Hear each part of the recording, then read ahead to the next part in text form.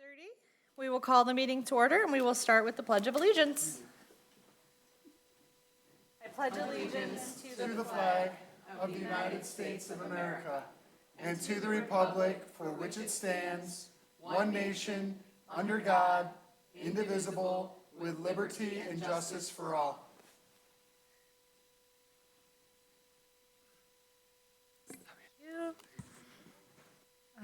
May I please have a motion to approve the agenda? I move that we approve the agenda as presented. Thank you. Is there support? Support. Thank you. Any discussion? All in favor, please say aye. Aye. Any opposed? And just as a note, all individuals wishing to address the board are required to sign the public participation sheets at the beginning of the meeting. Please note there are two opportunities. Ms. Ocol will now collect the sheets, and this will serve as the final opportunity to sign up for public participation. All right. And with that, I would like to, we're going to start with the Truth in Budget and Taxation hearing. So I will officially open the public hearing, and I will turn it over to Mrs. Curtis. Thank you very much, Danielle. Okay, so I'm going to go through a little bit of legal jargon here, but this is the Truth in Budget and Taxation hearing. The purpose of this hearing is to comply with existing law and provide our community an opportunity to express their thoughts on our proposed fiscal year 2026-2027 general fund budget and the underlying tax levy, which is known as the L4029, supporting it. We are complying with the General Property Tax Act, Public Act 206 of 1893, Section 211.24E3, Truth in Taxation. We are also complying with the Uniform Budget and Accounting Act, Public Act 2 of 1968, 141.436, General Appropriations Act, requirements, Section 16, the Truth in Budgeting Act. We are proposing a tax levy, again, the L4029, which will also be discussed later in the evening, to be applied on all applicable qualifying property as of July 1, 2026. The levy with the estimated tax revenue is as follows. The general fund revenue estimate is $13,070,125, and that is based on 18 mills. That is non-homestead property. We have the Building and Site Sinking Fund, which is at 1.8434 mills, which will generate $5,622,950. And our Debt Service Fund, which is a reduction from 7.491 mills to 7 mills, which will generate $21,352,200. Total tax levy, although different funding, or funds, I should say, $40,045,275. Revenues are based on Oakland County provided taxable values. All properties is 350, 313, 120, and non-homestead properties is at 726, $118,082. As a reminder, just general reminder, 1 mil of tax levy on a parcel of property with a taxable value of $100,000 would produce $100 of tax revenue in order for taxpayers to project their fees. So with that information, you do see the adopted budget, which is available for the public for next year, showing the final actual from 24-25, the final budget from 25-26, and the proposed budget for 26-27. As the budget is on the agenda later, we will go into those details later this evening. And then as well as a memo discussing the 3 different tax levies. Do you have any questions? Excuse me, questions for Andrea?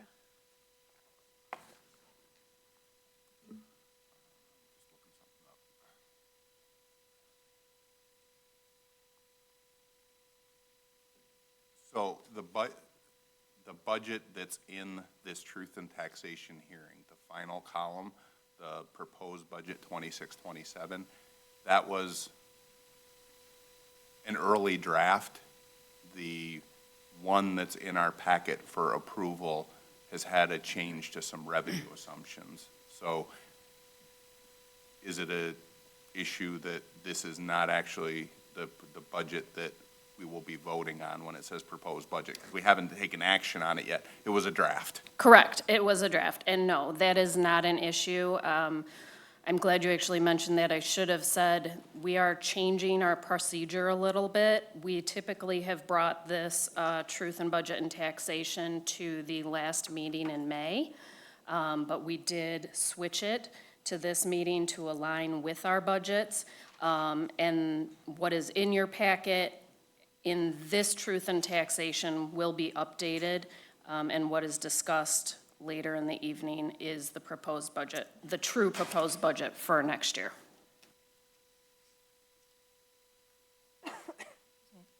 Other questions? Yeah.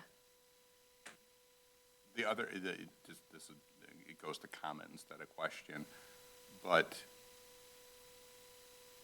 the key here is the 18 mills of non-homestead revenue. Our voters in February 2024 passed a millage, and we roll that back so that we're allowed to charge 18 mills. And in Michigan, that's so incredibly important because that's the funding. Every district is assumed to collect 18 mills.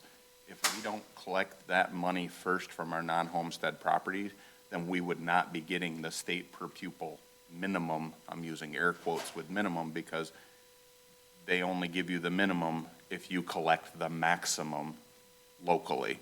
So that's really important. And then on the debt service, that just shows that our ability to cut that number to 7 mils from the 7.491 is because we have been paying off the 2018 debt at a significantly faster rate than was proposed in when the 2018 bond was approved. So it's the ability to lower it is because we've done such a good job.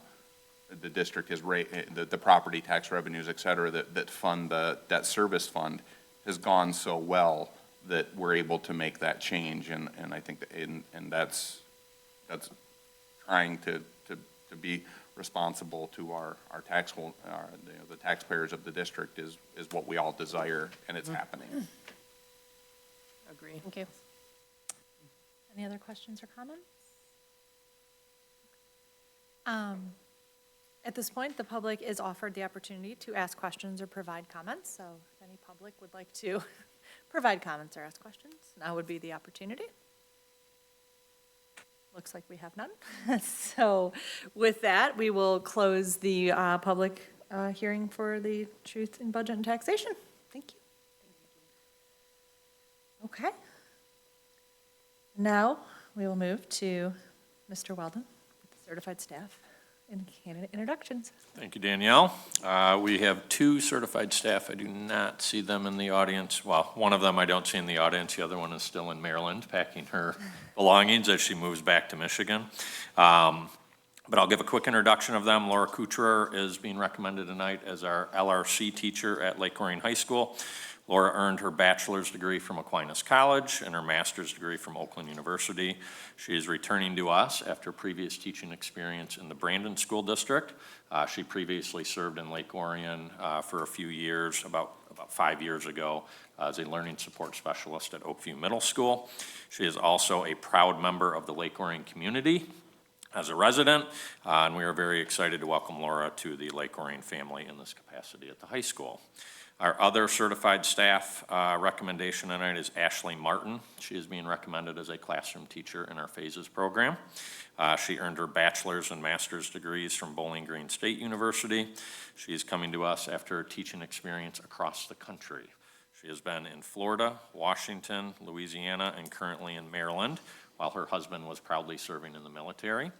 Ashley herself was a proud Lake Orion student before moving to Lake Orion with her family to graduate high school, moving to Ohio with her family to graduate high school. So we're very excited to recommend Ashley tonight in this teaching role in our Phases program. And then I have two administrative recommendations. So one administrative recommendation and one official administrative introduction. So first administrative recommendation I have is Kristen Slewinski. Kristen is being recommended tonight as the new principal at Walden Middle School. She earned her bachelor's degree from Michigan State University, her initial master's degree from Marygrove College, and an additional master's degree in educational leadership from Michigan State University. She has been the principal at Learning Options High School since 2015, oversaw our phases program this current school year as well. She was our summer school coordinator since 2020 and was a special education resource teacher at Lake Orion High School from 2008 to 2015. She is also a Proud Dragon alumni and now the proud parent of a recent graduate and twins who will be entering middle school this next school year. So to say that she bleeds green is an understatement. We're very excited to recommend Kristen this evening to take on this new role at Walden for next school year. Thank you, Kristen.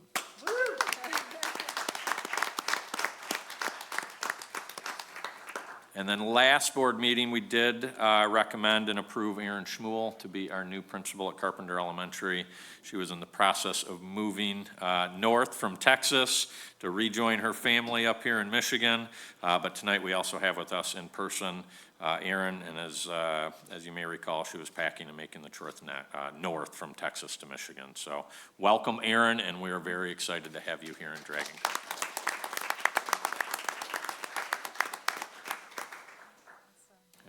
All. And now, Kristen and Erin, while it's not raining, go be dry and go enjoy the evening. You do not, you are welcome to stay if you'd like, but you do not have to stay for the remainder of the meeting. Thank you. Well, thank you. Thanks, guys.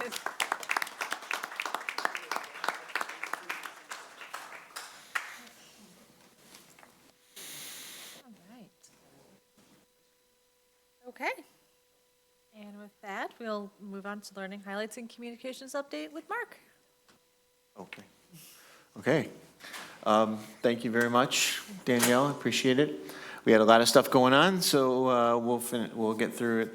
The Peer-to-Peer Field Day at Scripps Middle School was really a great opportunity. They've done this for a couple years now, and it's a group, a lot of places they call them links. You know, the general education students work with the special education students throughout the year, and they build these bonds, and this was kind of the wrap-up of it, where they have this opportunity to connect in different ways. You know, and this is an outdoor activity, and the teachers, you know, and the parents really all get involved and everything. They were full service. There was a bounce house, and it went down at one time, and they got down there, and they're reattaching and everything. I mean, it's just a reminder, you know, that these staff members can do everything, and they do everything, whatever the students need, and it's really great to see all that. Next is the Bike to School event. Heidi and Drew, you can see, were there and rode as well. This is something that the Blanche Sims PTO really planned this year, and it took them a lot of planning. They worked with the Lake Orion Village Police to block off the roads, and all the students. There was probably 100 students or so who showed up with their bikes at the Eamon Center, and outside of, you know, our old building. And they rode that morning, and they rode in. It was a beautiful morning, cool enough, and they took a picture when they got there. And I think they were all really proud of the idea to do it together. And you can see Ken was in the mood, so that was great.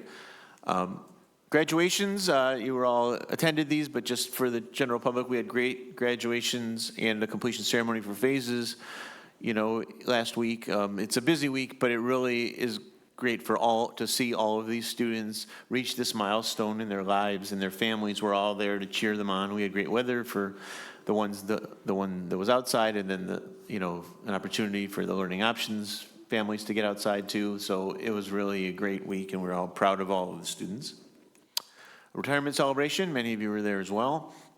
And Lisa Berry does a great job of putting it all together. And there were great speeches, and we had shared, there was a video that shared the memories that they had submitted to us and everything. So all of that's available, you know, in our newsletter and on our website. So if anyone's interested, you know, in the public, you can definitely learn about all our retirees. And Adam had mentioned it was more than, it was 48 retirees and 900 year. 906 years of service. Unbelievable.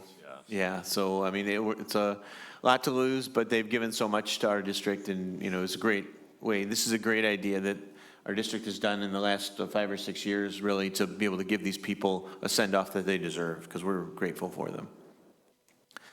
Fifth grade ceremonies, you know, all happen, and all the students, Kristen's students were at the Stadium Drive one, and it's really cool because all the parents, it's not graduation, but it's an opportunity to recognize a milestone of moving into a bigger venue, and there are speeches. Sometimes the students, at some of them, the students give speeches as well, and they're very poised, and it's very impressive in fifth grade that they take the time to acknowledge what they received, you know, and the teachers they had, and some of the speeches, you know, fifth grade speeches are a little different than high school speeches. They're funnier, so they all have a little twist. Field day at Oakview Middle School was great, and they every year seem to have the dunk tank. Mr. Faber, I don't know if you ever were in it, but you observed it, right? No, I always avoided the dunk tank. Okay. Well, Mr. Tollerton was not so fortunate, and he got there, and there weren't a lot of people coming up to him. But somehow Mr. Cosia changed that? Yeah, all of a sudden, Mr. Cosia had a wad of dollar bills, and apparently a lot of kids who had some things to work out from Orion Oaks that, yeah, we raised a lot of money for a good cause. Yeah, he was splash, splash, splash. So that was pretty fun. It's fun, though. It was a great day. Volleyball, you know, the boys volleyball team just started a couple years ago, and this is the first year the MHSA offered an MHSAA tournament. There had been another organization that ran a tournament in the previous years, but boys volleyball is growing, so MHSAA obviously has endorsed it now. And our team made it to the final, and they were the runner-up in the state in Division I, which is remarkable for such a young program. But Tony Scavarda, who obviously won the state title with the girls team a couple years ago, you know, coaches the team, and they've done a great job. And it's really proud. Chris Bell, you know, was just like live tweeting it, live texting me every update that there was as it was going. So it was really a great match. And the teams on the west side of the state have a lot more history with sport and everything, so they've been built up their program. So for us to get to that point really was great. Juneteenth, you know, is coming, and we will our next meeting will be after that. But at the high school, you know, they wanted to recognize it before school got out. So in the Black Student Union, they've sent 5 different essays in advance before the end of the year, and we're posting them on a page. You can see it off of the high school website to recognize Juneteenth, the federal holiday. So that'll be nice. Obviously, that's not till next week, but they wanted to make sure before they left, so that was great. 8th grade ceremonies were held as well, where students got their certificate, and then they moved on. There were some speeches there too, and they moved on to they'll move on to high school, get that experience. This was one of the cool days. At Orion Oaks, they had an idiom day where, for those of you not familiar with idioms, you know, there are phrases like raining cats and dogs and feeling blue, going around the block, and the bottom right you see break a leg. And so the kids were really into it, and they dressed up, and they were really proud of their things. So I went and took a bunch of pictures, and then in our office we put up a collage for the people to kind of get in there and guess. And it was some people in our office really took to it and really enjoyed trying to figure them out if they can be above the 4th graders, if they were smarter than a 4th grader. Was that in a show at one point or something? And finally, Becky Lowe, you know, the outstanding media specialist at Scripps Middle School, had produced STEM days. There was multiple days for different members of the school, and they all came at different times. There were so many stations and everything, and it was great engagement. The students really liked the hands-on learning. She brought in some things from the outside. She had the iPads going. You can see the kid with the 3D cube there and what it looks like through the screen there on the iPad and everything. So it's great, and she does a great job of engaging those students, and really proud. So I think that's it. Any questions about anything that's happened? Questions or comments for Mark? Thank you very much. Real quick, so sorry. the Blanche Sims one, so they did it, they had a center, like an area where they met first, is that? Yeah, they met outside the Eamon Center, next to Okay. our old building, the old administration building, Yeah. the old high school.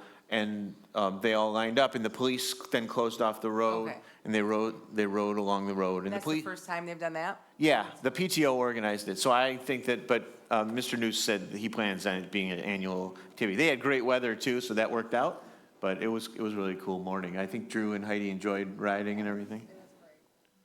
Okay, awesome. Thank you. Thank you, Mark. Okay. With that, we'll move right on to presentations, and I'll turn it over to Drew. Heidi? Like Drew? Yep, I am excited this evening to welcome students from our leadership class who are going to give us a year-end update on everything happening in the high school. So welcome, thanks for being here. Awesome. Thank you for having us, guys. So this is both of our first times here, so a quick introduction of who we are. I'm Maddie Kloos. I'm the president of the leadership program at the high school. And I'm Abby Neary, and I'm the vice president for the leadership class. So we're just going to be giving you a quick overview of some of the activities and committees that we had in our class this past quarter. So here as well, unfortunately, the rest of our e-board couldn't be here tonight, but this is who they are and their positions. We have Hannah Roberts, our treasurer, Stella Bell, the secretary, and Shelby Olinger, our CPR. So our first event. So we're just gonna give you guys like a little rundown of some of the events we have put on this year. So one that we've done for the first time was our pickleball tournament. We've done this before in variations, but instead it's been volleyball and it's been indoors. So we were really excited to do this one this year because we got to get outside and it ended up being a really great day. We had a lot of signups because it was new, so we had a lot of people who wanted to do it. So it was really fun, and then the winner got a prize as well. So. And then some of our other events that we had were Girls Night Out, Boys Night Out, and Dragon Day. These are pretty much events we have every quarter. It doesn't really matter what's going on. So Girls Night Out is where the student body or the leadership class hosts a bunch of 3rd and 5th grade girls to come to the high school and do activities with the committee. As you can see in some of these pictures, there was some drawing. There was some jewelry making, I think. So lots of fun things there. And then it's basically the same thing with Boys Night Out, but it's obviously a lot more sports. Boys don't really want to do drawing. So we have lots of boys set up fun activities like football, basketball, everything for them to just come and hang out. And then Dragon Day is where we pick a elementary school to come to the high school for the day. This past quarter, it was Orion Oaks. And so they came and we did some activities with them. That taught them about leadership qualities. They came and had lunch with us, which they all thought was really cool because they thought the cafeteria was really big. So that's definitely some of our favorite events to have, and we love putting them on every quarter. And then next was staff appreciation. This was our first time making it like an official committee. So we did a bunch of different events throughout the week. Miss Bredemus and Mrs. Thebo were kind of in charge of it at the high school, and they wanted to make it sports themed. So we did like some basketball shooting raffles. We did a hydration station for like a running theme day.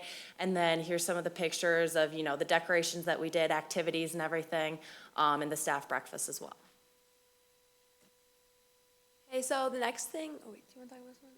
Okay, the next thing is senior activities and senior breakfast. So what this was a series of events that we kind of put on for the seniors just because they're graduating. The senior breakfast was on their last week of school where they got to come in and just sit with their friends, and they got some awards from their teachers.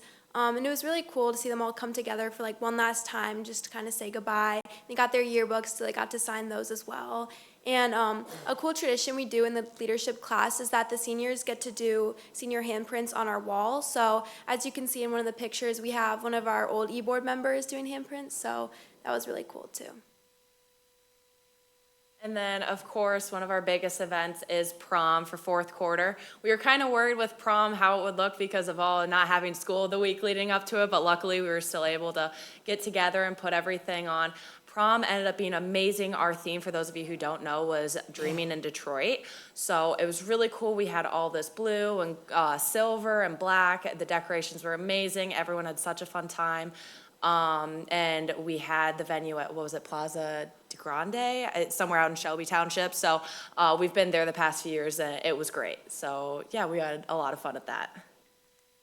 Okay. Next thing is LO Lotto. So this is something that we do all year round, and it's a weekly occurrence. So every Friday we have a theme that the students can follow, and if you wear the theme, then you get a lotto ticket, and if you win the raffle number, then you get a little prize, whether it's a little candy bag, or sometimes we give out gift cards for like the grand prize. So yeah, this is like a really cool way to like get people to follow school spirit, especially during football season, because people really get into those themes. But yeah. And then also on the slide is the advertising committee. No matter what quarter we're in, we always have an advertising committee, and they're kind of in charge of running our TikTok accounts and social media. They're also in charge of making, any kind of posters that we have for any events going on at the high school, and just really making sure that anything leadership is doing is getting, seen throughout the school, that everyone knows what's going on. And then, so this is also our first time combining these two events for one committee. So first we had Decision Day, which was really early on in the quarter, and that's when all the seniors get to wear, their next decision, if they're going to state, Michigan, anything of that sort. They get to pick all of that merch up there in those photos. We have Miss Pavlich, who is amazing. She gets all of that merch from all these different schools, sets it up in our Career Center, and on Decision Day, students are able to come in and get merch from whatever school they're going to. And we have a little backdrop too with the signs of colleges that they can take pictures with and just hang out with their friends and kind of do one final goodbye. But Decision Day was May 1st, and so it was really early on in the quarter, so we wanted to give this committee another activity to do, and so we also gave them Blood Drive. Blood Drive was really, really successful. I believe we met our quota, which was, I believe, 33 donors in one day. So we were really, really happy with that. And it went really, really well, set up and everything. A bunch of people came out to support. So we were really happy with both of those events. Okay, the next thing is the homecoming boards that we make. So this is something that the fourth quarter leadership class does collectively. So people can choose groups, and they come up with ideas for our next year's homecoming theme. And I think it's just really a cool thing that the students get to pick their own homecoming themes, because they're the ones who are going to be going to the dance after all. So yeah, this year the theme that ended up winning was Top Gun Maverick, which was actually our e-board idea. But yeah, it's just really fun because the students get to come together and make ideas. So they design the t-shirts that everyone will buy. They design the tickets and everything. And then the boards get put up during lunches for a few days. And then the students get to scan the QR codes and vote. And whichever one gets the most votes wins. So. And then this was a really big deal at our school. First of all, Mr. Mearshart winning Teacher of the Year for the state. Everyone was super excited for him. I know personally, I was on the flag football team, and so he was one of our coaches. I absolutely love him. He was super deserving of it. So that morning, our leadership class was excused for part of our first hour to go down to the ceremony and be in the auditorium and cheer for him and congratulate him on all of his achievements. So it was very deserving. Everyone was super happy for him. And then the other event on here, Senior Ladies T-shirts. This has been a tradition that we've done at the school for a few years now. The junior class, the day after graduation, shows up in their Senior Ladies shirts because they're officially, the new senior class of the school. Everyone gets together, takes pictures beforehand, takes pictures during the school day. It's just a really fun day to kind of celebrate the upcoming senior class. I think that's it. Yeah. All right. Well, thank you so much for having us. We really appreciate it. Thank you. Thank you. Yes, have a good summer. Okay. That, Drew. All right, thank you.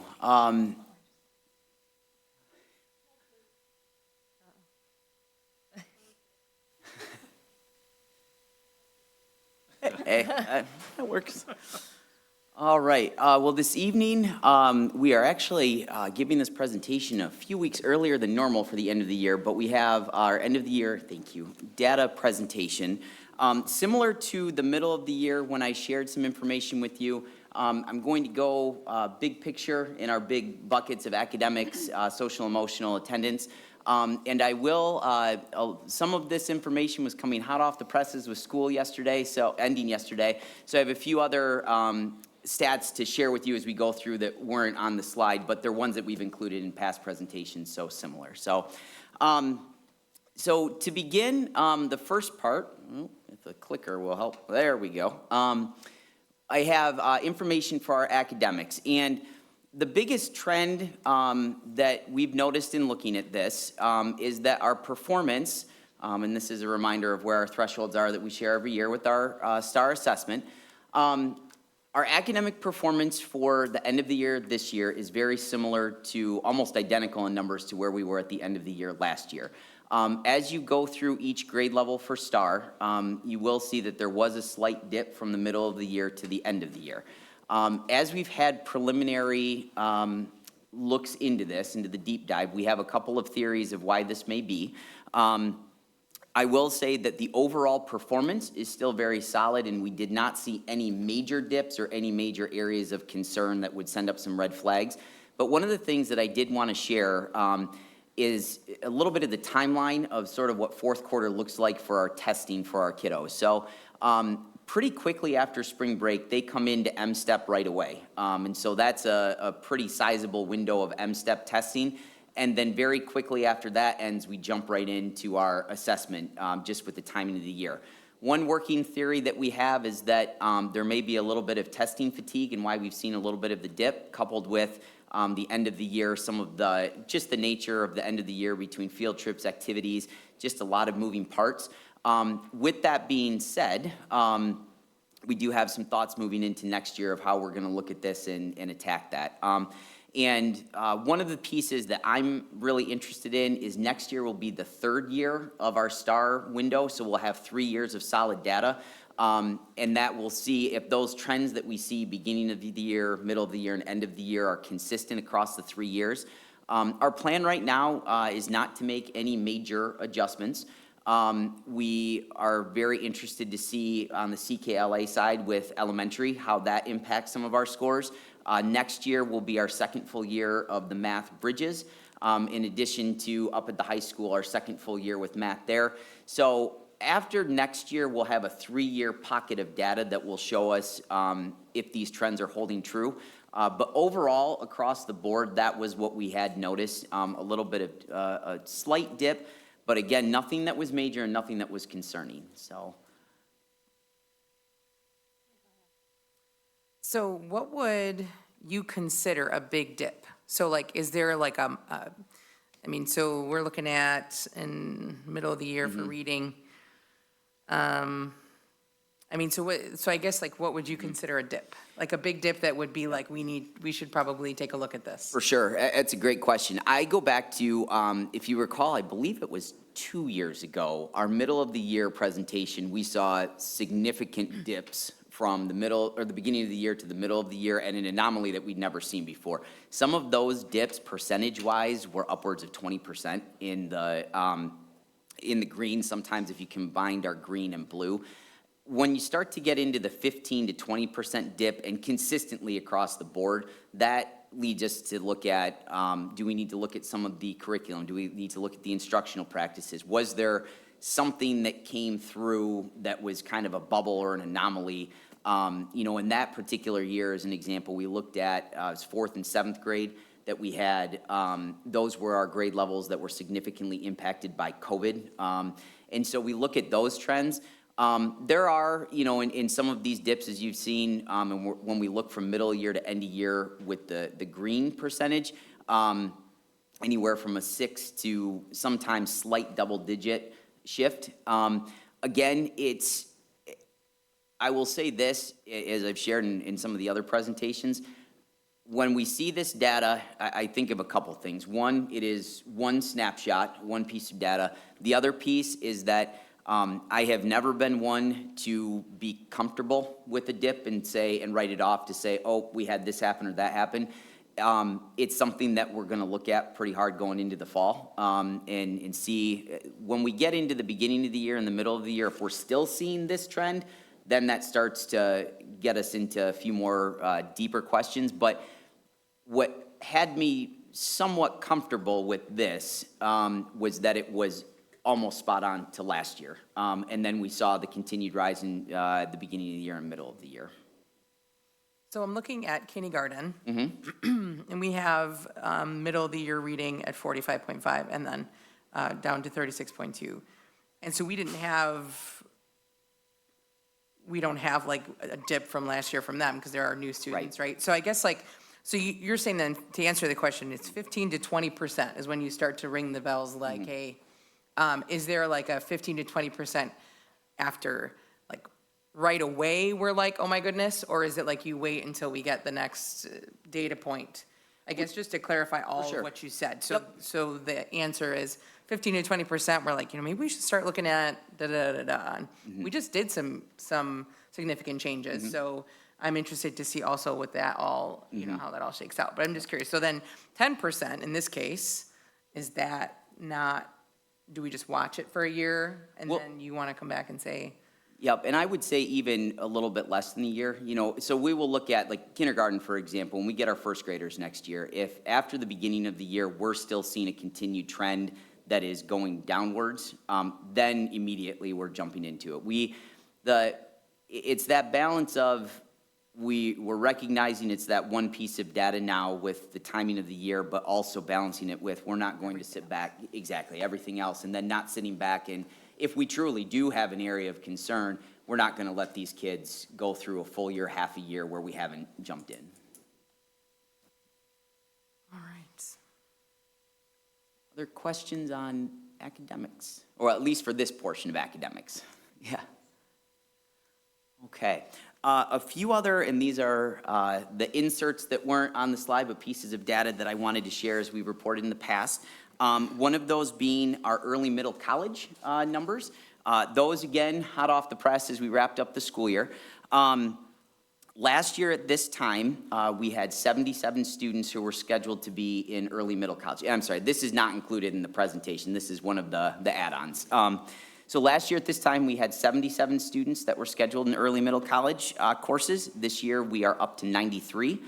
The number of credits last year that we were on schedule to earn was a little over 500. That is scheduled to be a little over 600 now. We are seeing for the incoming year an additional new group of students totaling 28 that will be coming in for early middle college that are brand new to our program. So that is a continuation that we're seeing with Julie Barnes and her team that's continuing to grow. We have really zeroed in on, we continue Rochester College as our biggest partner.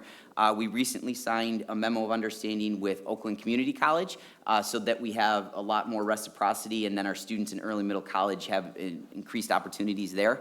So we're seeing a positive trend there. Our kids who are enrolled, we're seeing success, that we are not seeing students get in and have some trouble and back out. That continues to be a very positive trend.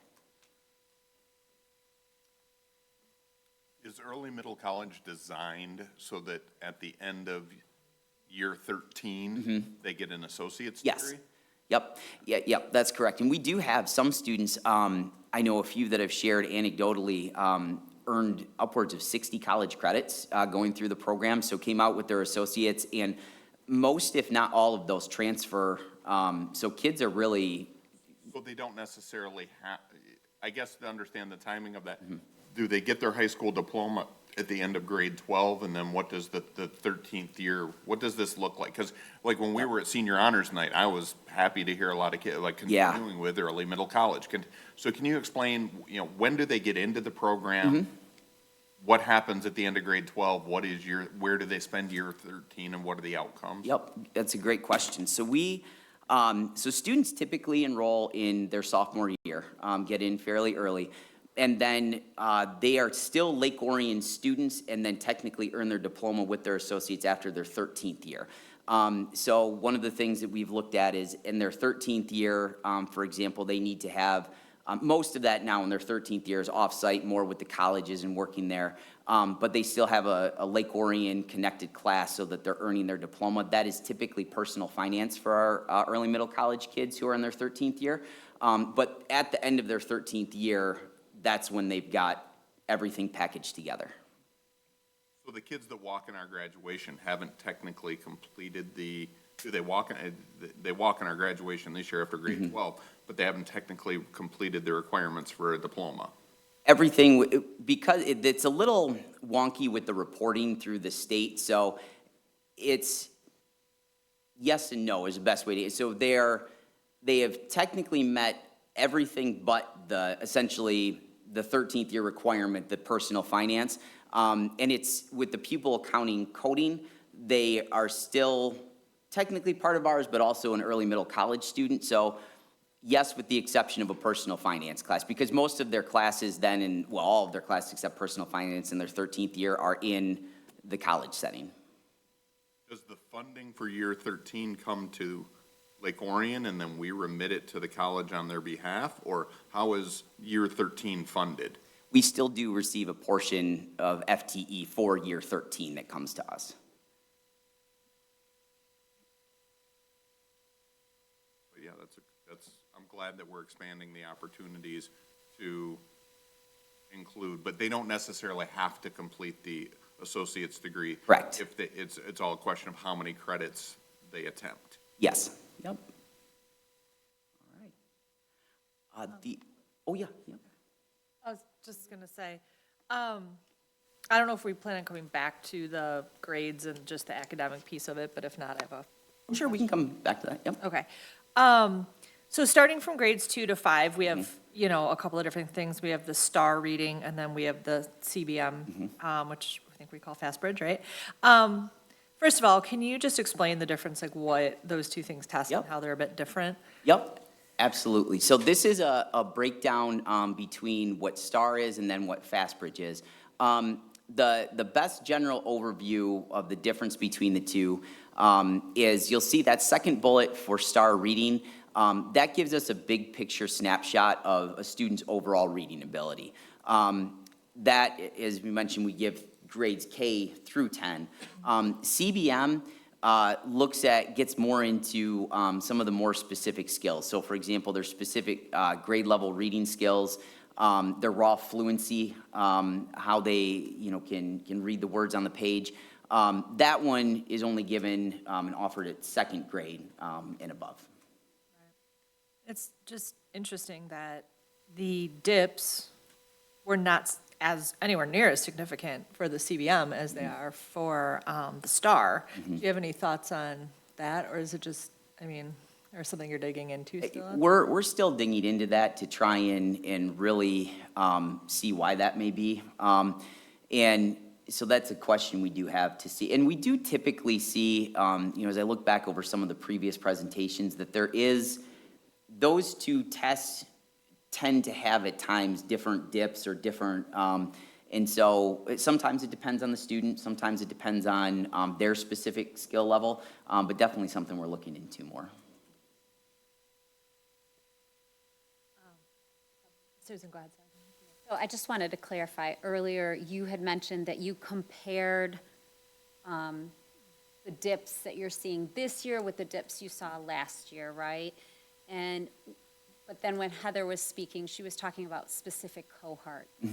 Were you looking at the cohorts and you're watching the cohorts, or were you looking, oh gosh, this is the same tendency we saw in grade 2 last year, the same thing happened in grade 2, or no, this is what happened in grade 1 last year, and we saw the same thing this year in grade 2 for that group? A little bit of both. I would say the overall, when I looked at grade level to grade level, first to first, those were pretty consistent. Cohort-wise, it varied just a little bit. Some continued with a slight, last year's first grade performance was similar to this year's second grade performance end of the year.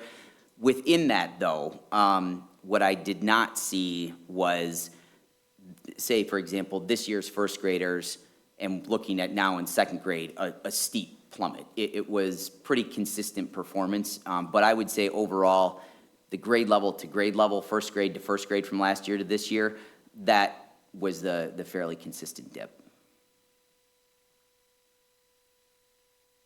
And maybe just as a reminder, coming back to the very first page, the performance bands, we set these bands intentionally at Lake Orion. They're not necessarily consistent with what Renaissance Star recommended, because after our first year, we weren't capturing enough students to intervene with. Is that a correct statement? So Yes. help us understand that as well. We're setting the bands because we want to intervene maybe sooner than other districts might. Yep, that's a great point, that we set our bands and our thresholds so that we could catch those kids a little bit earlier, and so that we were not getting into, 2-3 years down the road of kids that maybe needed a little bit extra support, that we didn't catch them in time. So we adjusted those to be more specific to our needs and what we can provide kids.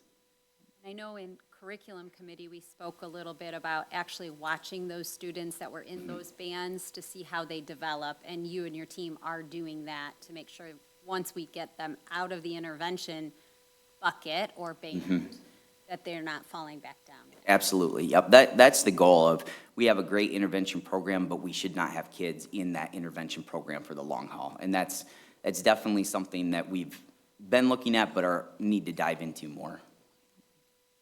Maybe this is for next steps, or I had already asked this question in curriculum. Are you able to provide for us, whatever the time frame is, the number of students who have graduated out of urgent intervention into and out of the I have that on my supports? list. Yep. Okay. Yep. I don't know if I asked yet. Yes, Curious yep. for that. So, yep, we're gonna look into that and get that number for you. Yeah, or even just like the average amount of time they stay, just digging a little more to that. Yep. And, okay, that was all I had. Any other questions about STAR or Renaissance? Okay. The last academic piece, and this is also not included, but came hot off the press today. With AP numbers, I know at our last meeting, I had mentioned that I give an update there, and we'll continue with more of the performance specific when we get into the fall, when those scores come through. But I did want to share our final testing numbers for this year, just so that you had an idea. This year, we had students sign up for 840 AP tests, and that was a total of 483 students. Both of those numbers are the highest that we have ever had in the last 5 years, and continues with a trend upward of enrollment and number of tests taken. So in the fall, once scores have come through over the summer, I'll be able to share with you the number who scored 3 and above, which is the threshold for a lot of colleges that issue credit. Okay. The next section that I'd like to share is our social emotional side with the Sabres. These numbers were very strong, once again, at all 3 levels. This is our elementary slide that shows, and this includes all 3 spans, beginning, middle, and end of the year. These numbers, again, are quite high and have continued to trend in that direction. Some of those small percentage dips that we saw in there are fairly normal, that at the end of the year, sometimes we get some summer nerves for our kiddos that are going to be missing school. But for elementary, this is the My Sabres data. This is how students assess themselves, which, very interesting, both of those numbers at the end of the year rose. So students had a very positive assessment. Looking to middle school, this is our data for 6th, 7th, and 8th grade. All of these, 7th and 8th grade especially, above 90%. And then for high school, clicker, there we go. High school numbers were extremely solid as well. And these, again, are about what we would expect to see. So very positive numbers here. And again, as I mentioned in our strategic plan update, this, to me, when I see these speak to, I can't thank the staff enough for the environment that they create here in Lake Orion. The culture, and I know I'm speaking to the choir, but the culture here is truly different, and in such a positive way. And so when I see these numbers, especially at the end of the year, that really is a huge positive that I love to share and give kudos to our staff on. Any questions about Sabres? I just ask the same standard questions each time. So if you could share what the intervention looks like when someone qualifies in the red as well as the yellow, and then at what point are parents notified when that occurs? So our very minimum basic threshold is that a student qualifies in red, especially, and in yellow, there is a contact immediately with a trusted adult in that building. That, looks a little bit different based upon our staffing at different levels. From there, then it's a conversation and partnership with families this is, and it really, as I've shared before, going back to, this piece especially, everything is, but especially this piece is a partnership with families to have that conversation of how we as a school community can support. Sometimes, we've seen when kids pop on the red or in the yellow, it may be something is going on that day. Maybe there's just something that's been going on in their life in that moment, but it is, there is a contact with an adult in that building immediately. So it's an adult in that building, the student, and then the parent? All right, and then I had a next step that I wanted to ask because it popped in my head earlier.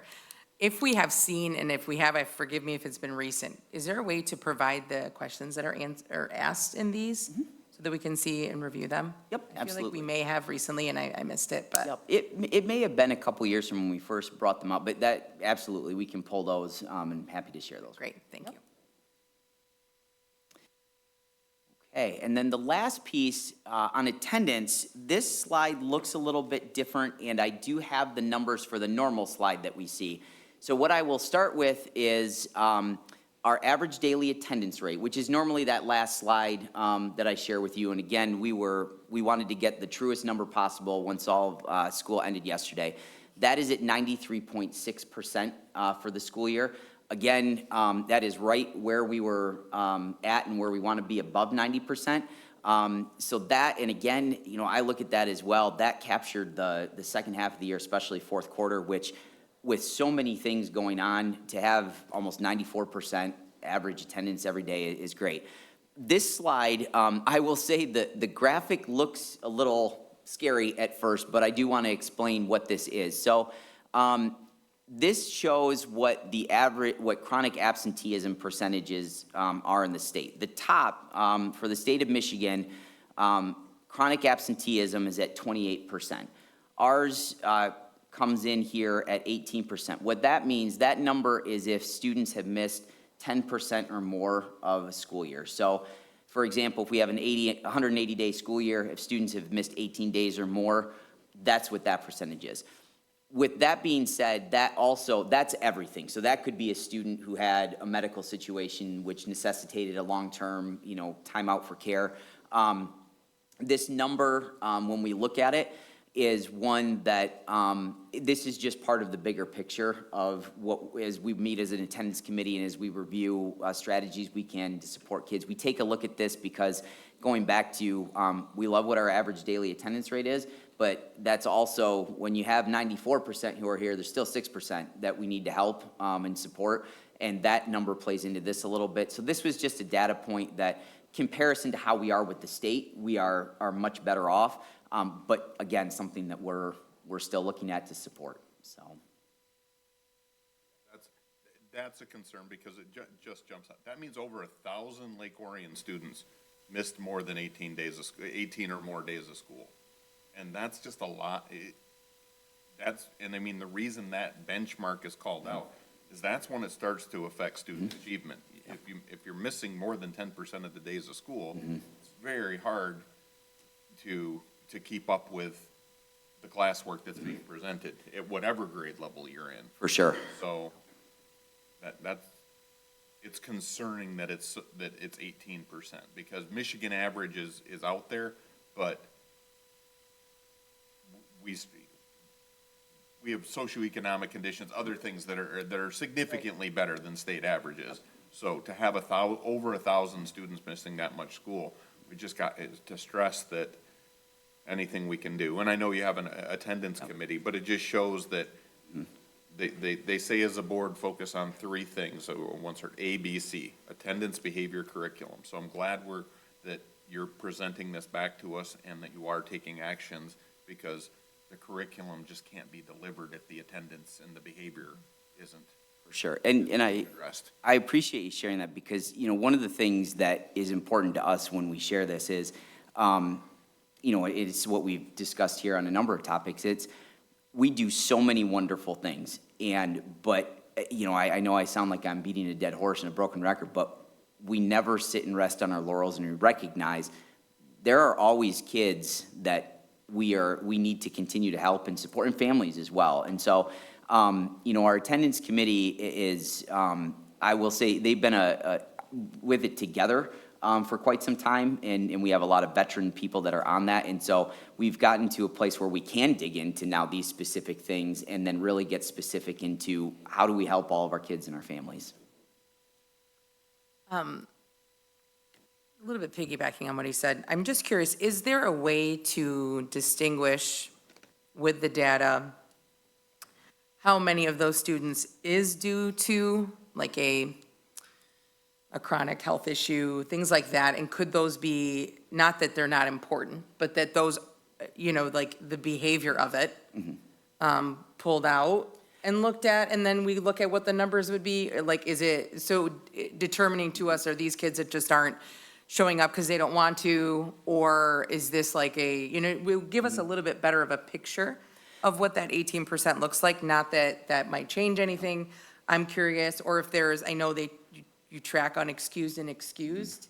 Maybe that could give us an idea, things like that. Vacations, what are we doing? Like that kind of thing. We can look into, I will say, that might take a little bit of time because I don't think we can get it. It would be going through kind of building by building with students because Power School doesn't pull a good report specific to that. It's a lot of, as you mentioned, we get excused or unexcused. Or We days in a can see row. if we have, say that we have a student who misses 10 days in a row. We can get the reason behind that from the building. So we can look in to see, and definitely see what we could find if there's trends we're, coming up with, or if we have some students that maybe need some extra supports from a district level that we could provide, but we can dig into that. Or if there's like, it's always the day before a break. Right. No one's there. Like, things that would give us a better picture of whatever the picture is, I guess. Like, if there's any other data points you can grab to say, what is really and I'm sure it would help. Yep, for sure. You guys and maybe, just to give us a better picture. So even if it's like beginning of year next year to look at it, or middle, or whatever, so.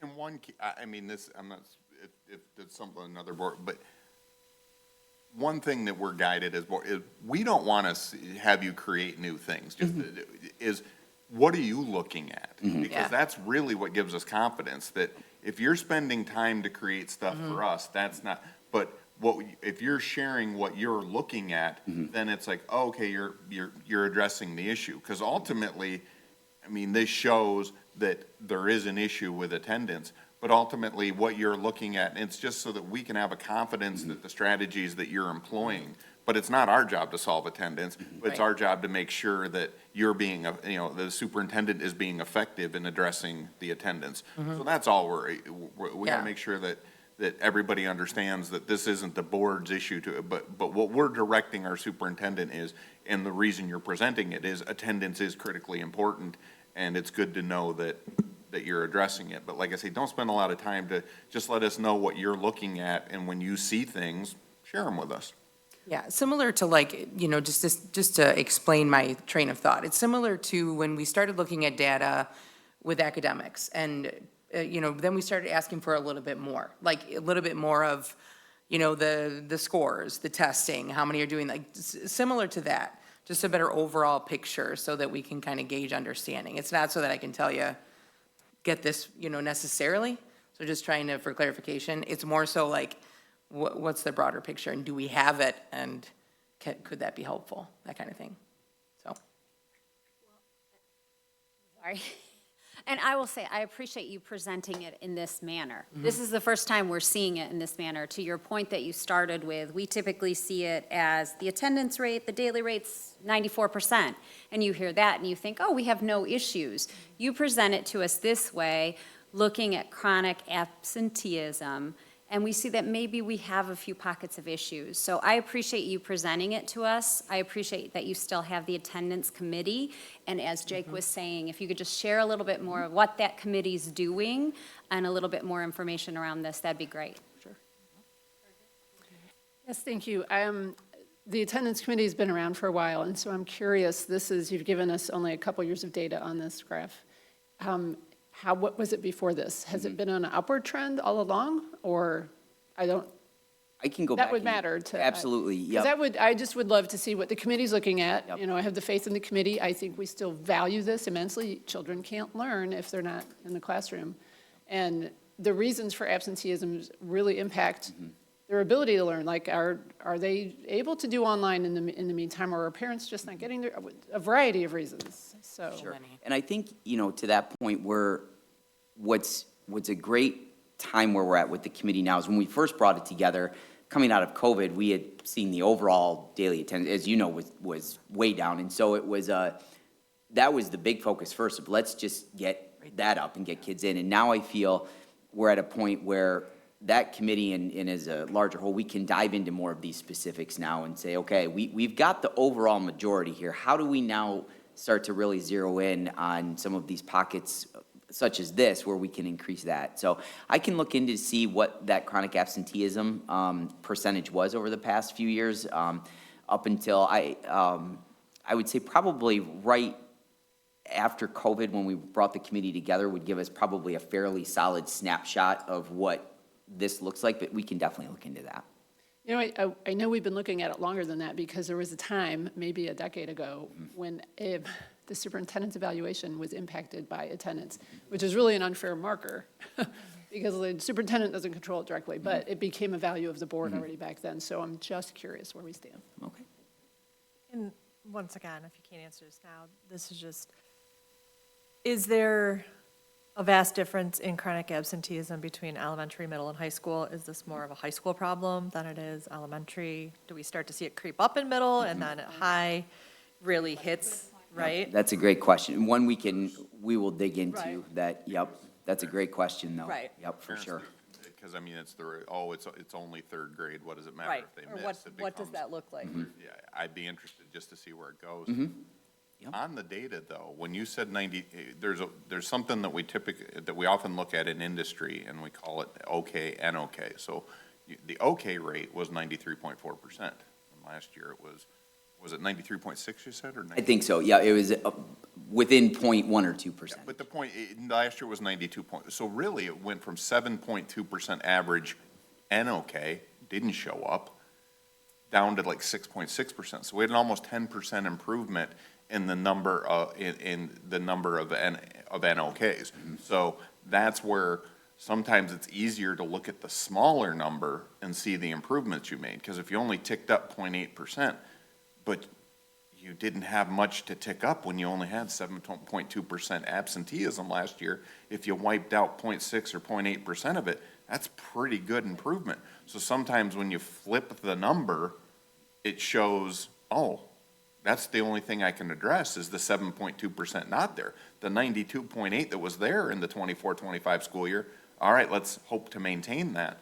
So sometimes you sell yourself a little short when you say, oh, we only ticked it up by 0.6 or 0.8%. You didn't have that far to go. So that's, be glad that we are getting a statistically significant improvement, even though it's such a small move. Absolutely. Right, well, that was everything that I had to share. Any other questions? No. Okay, thank you. Okay.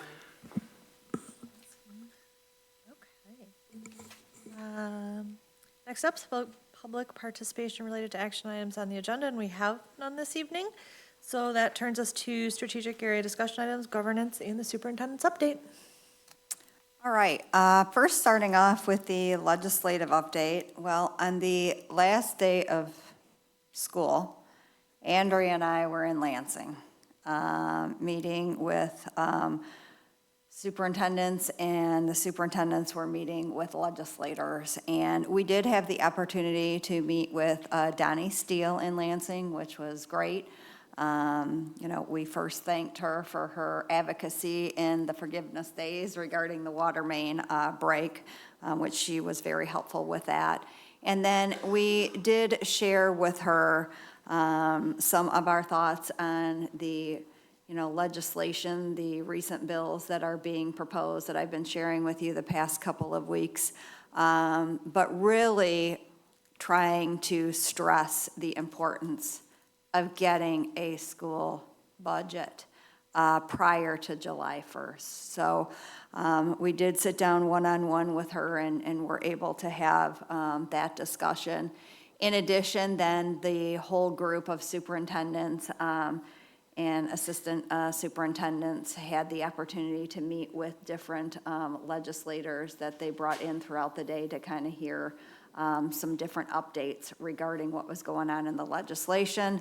And then for the superintendents to have an opportunity to ask questions and again, share some of our points of view. I will say the House was there, the Senate was not, which was very disappointing. This was something that had been planned for months. So to think that the Senate was not in session, and the plan was to meet with superintendents and then a budget hasn't been delivered yet is troublesome. Honestly, Andrea and I were talking on the way home. They say they're gonna have a budget and that's the goal, but at this point, I wouldn't place any bets on it, to be honest with you. Which again, we tried to reiterate how troubling that is because the stress that we went through, all of us, regarding last year when we had to wait till October. So with that being said, I am urging and I will be sending again communications to all of our representatives, posting some information on our website.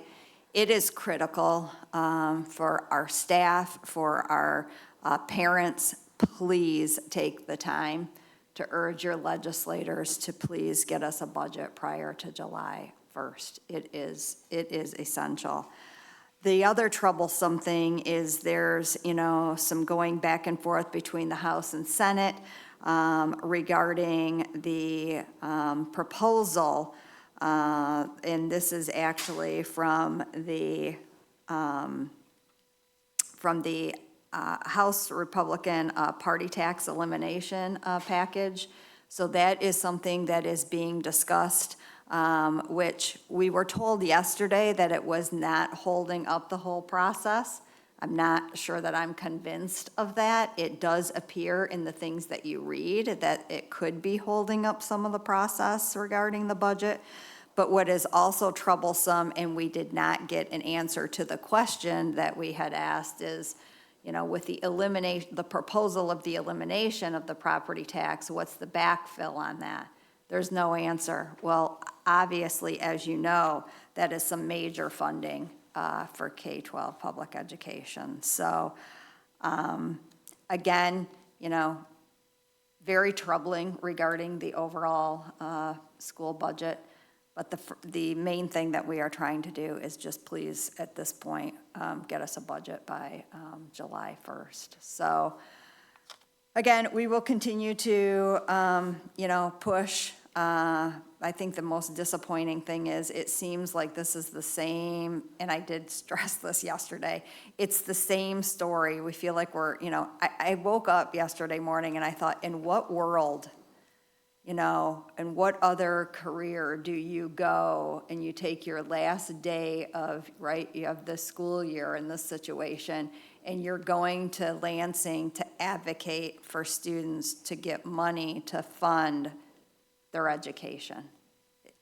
The system is very broken. And I think that is what we learn when we go through each of these things and we talk to people and we kind of see more behind the scenes. The system is very broken. And so it's very troubling, to be honest with you. And that is also why we are trying to get more people to understand public education and how we're funded. It is critical. We're in trouble. This state is in trouble. But I think the most important thing that we can do right now is to help people try to understand how our schools are funded so that they can become an advocate and start to have their voices heard. Because until that happens, I don't think we're going to see much of a change. So that's a little update on the legislation. There's still the same things that are being talked to as I have reported on. And again, a lot of this is all combined into the into the budget. I will say on a positive note, it does seem like at this point, from what we're hearing, the Senate certainly is hearing what we have been advocating for 31AA. That is the student health and safety. In fact, in their proposal, they have taken the exact language that we have proposed. The House is positive. It's not the exact language, so we did ask yesterday to please for them to reconsider and adopt, as the Senate had adopted, our language that we had proposed. So that is another huge piece, as you well know, that is very critical funding. I think the eye-opening thing to the legislature was that, there was a very large percentage of districts across the state, 70%, that did not take that funding. 75. Yeah, so you see, it's very clear that there's a problem, so, and I think that they have recognized that. So that, I would say, is more on a positive. It seems to be understood that language needs to be changed, because if they're gonna tout that they're doing what is best for students regarding safety and wellness, well, the passage of the districts that passed on those dollars, it doesn't jive with that story. So hopefully that will be an area where we will definitely see improvement. Anything else that you have to add, Birgit, legislatively?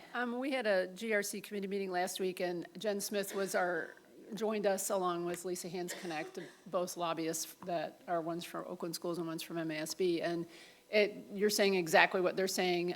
There was a little bit of fear, if I will say, about what's going on, because they noticed, as you all did, there's a lot of talk about this property, the House property tax elimination package, which is hugely detrimental to K-12 education budget. And they're like, hello, we've got a budget over here to settle before the end of the month. What are you guys doing? So the primary ask, if you ask nothing else of your legislators, please get a budget settled. We have a whole list of things we'd like it to be. We'd like it to be a minimum of nothing less than an inflationary increase. Anything else is a cut. We'd like K-12 budget to be protected.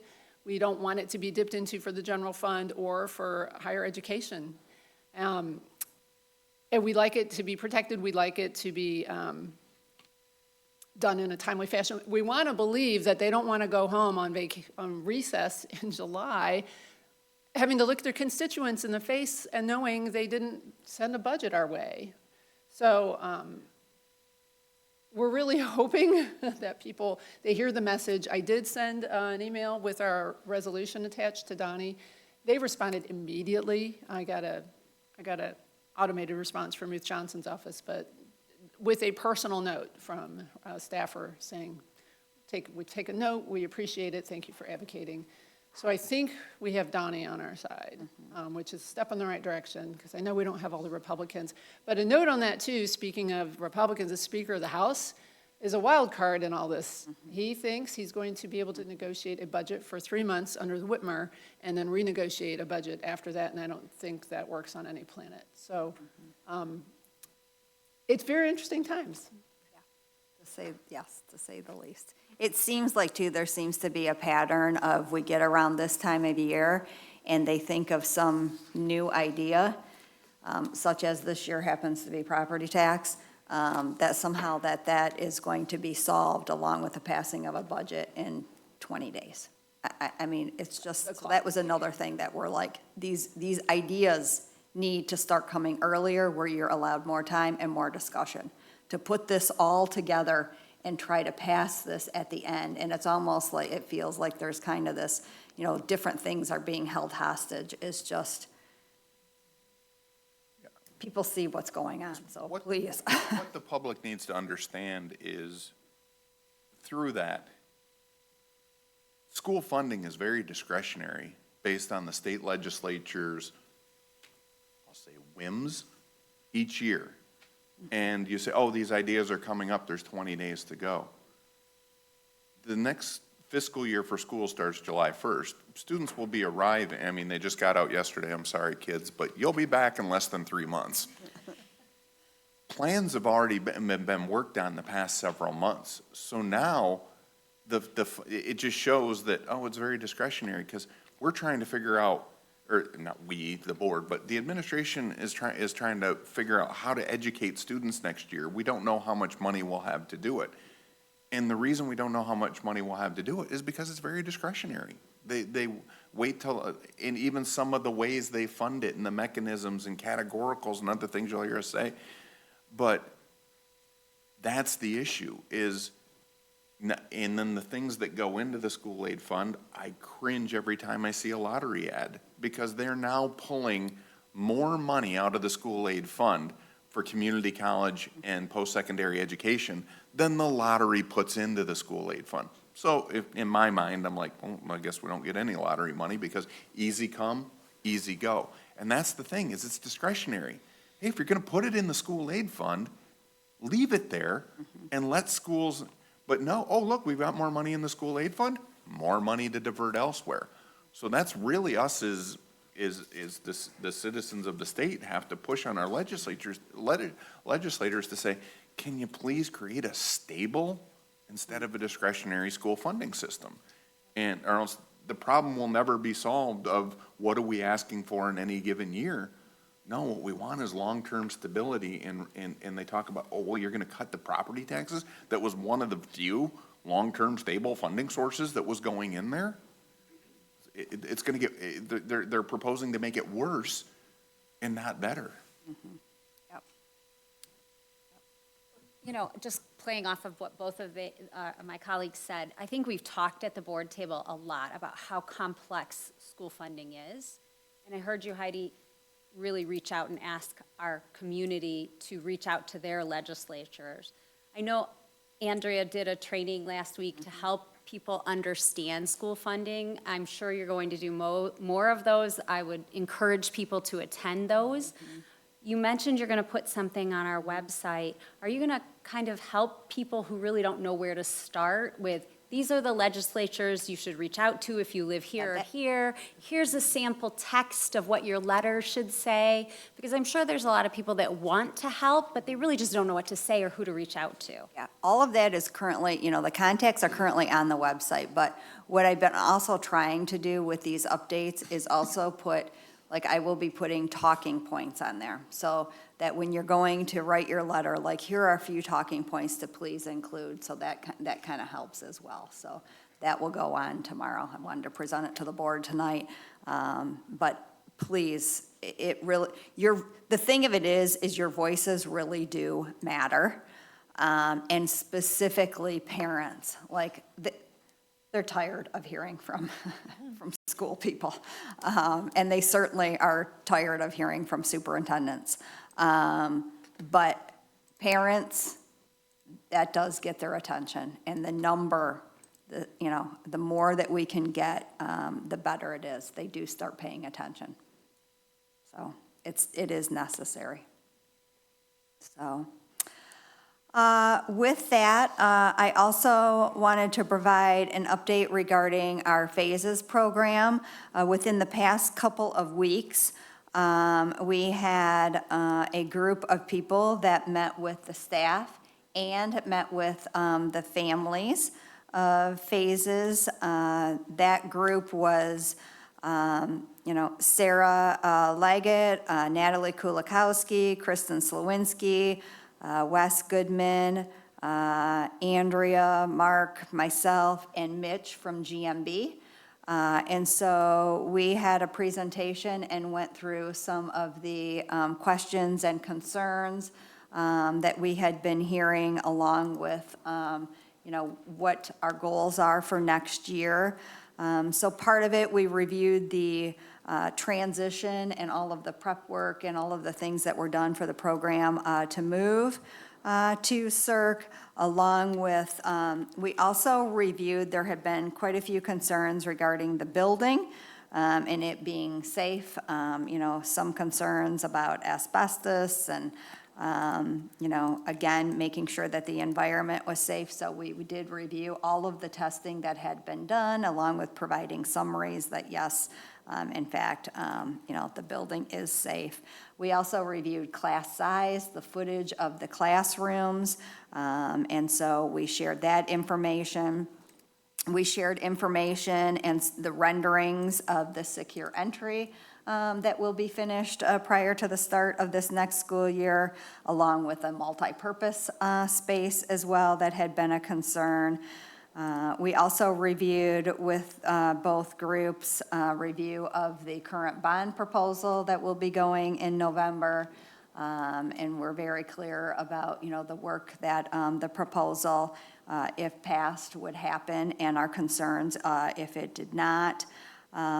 Also talking about the goals of the program for next year and some restructuring.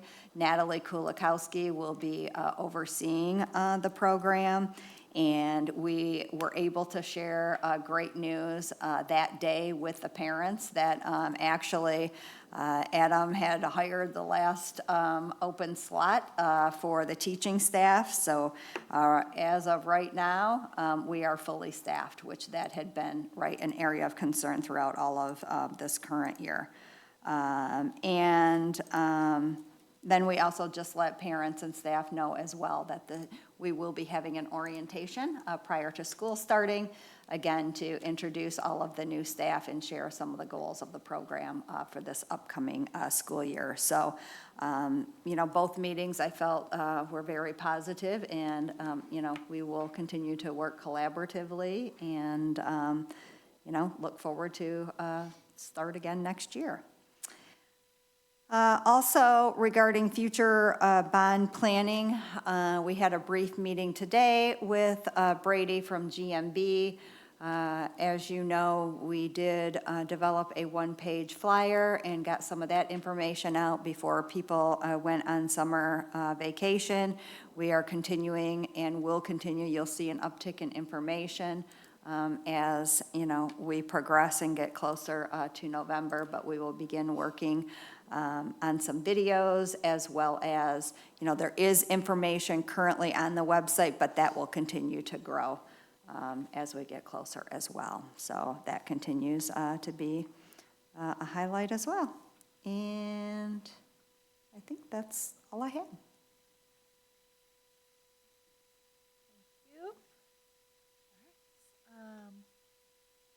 Up next, we have the proposed revisions to the OCSBA bylaws and resolutions. This is our first reading. Birgit, could you maybe speak to those? I'd be happy to take those. I am, as the GRC chair for OCSBA, I am also on our Resolutions and Bylaws Committee.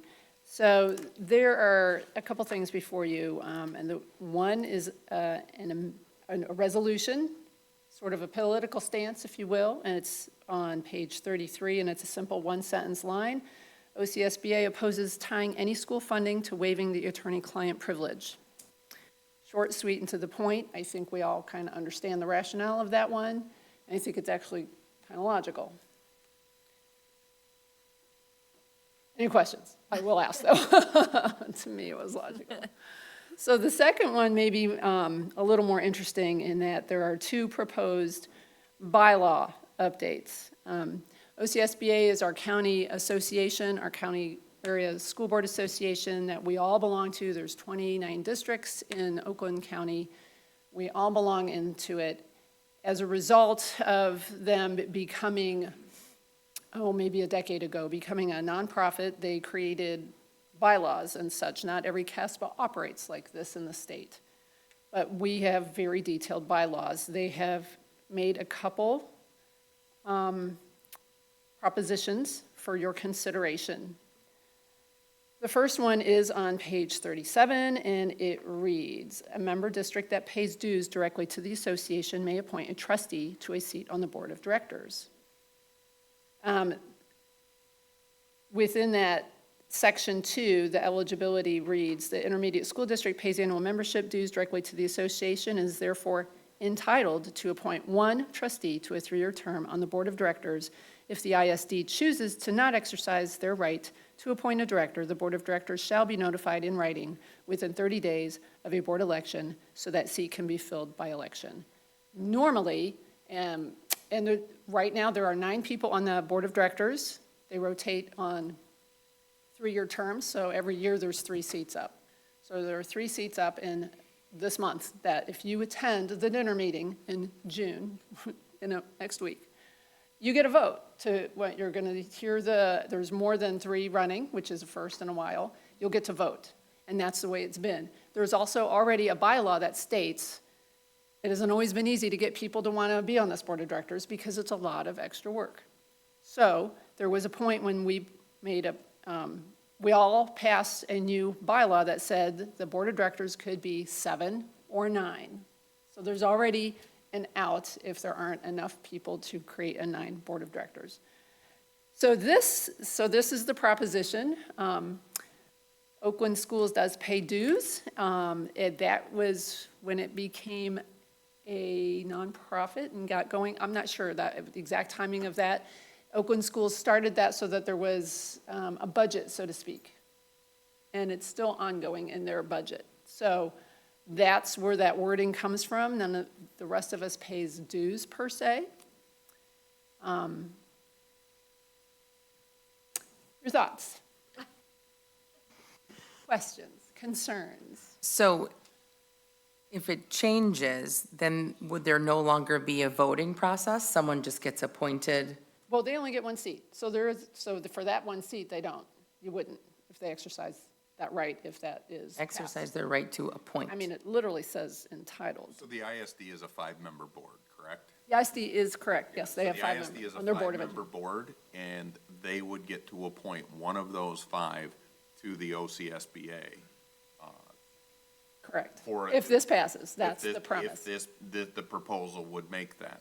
So it puts them above any other district, where if any of us want to run for OCSBA, we would be subject to potentially a competitive election like there is this year. Correct. But for them, the other side of it would be, which hasn't been addressed here, is, then there would only be 2 seats open that year versus 3 the other years. So it just strikes me as odd that they feel the need to claim a seat. They pay more. As opposed to, Yeah, running a against person that people wants from to. other, so. And to tie it to the rationale is, we pay, so we're owed a seat, it doesn't sit right with me. Like, thank you for paying, but if that needs to be discussed and there needs to be another funding mechanism for OCSBA, where we all have to chip in a couple $100, then let's talk about that. But to say, no, I'll keep paying if you give me I hope that's not what they're saying. Right. That this is, if we don't get this, then we'll have to reconsider giving the money that pays for OCSBA. But even if they do, I don't really care, because I'm not gonna be strong-armed over this amount of money. So I didn't like this personally, but we as a board did collectively vote, Me neither. but it didn't sit right with me. Well, I appreciate that, your candor on that, because I kind of felt the same way. Yeah, so if they don't pay their $6,000 or at whatever it is, and they decide well, fine, then we won't pay our 6,000, they're not part of it anymore, right?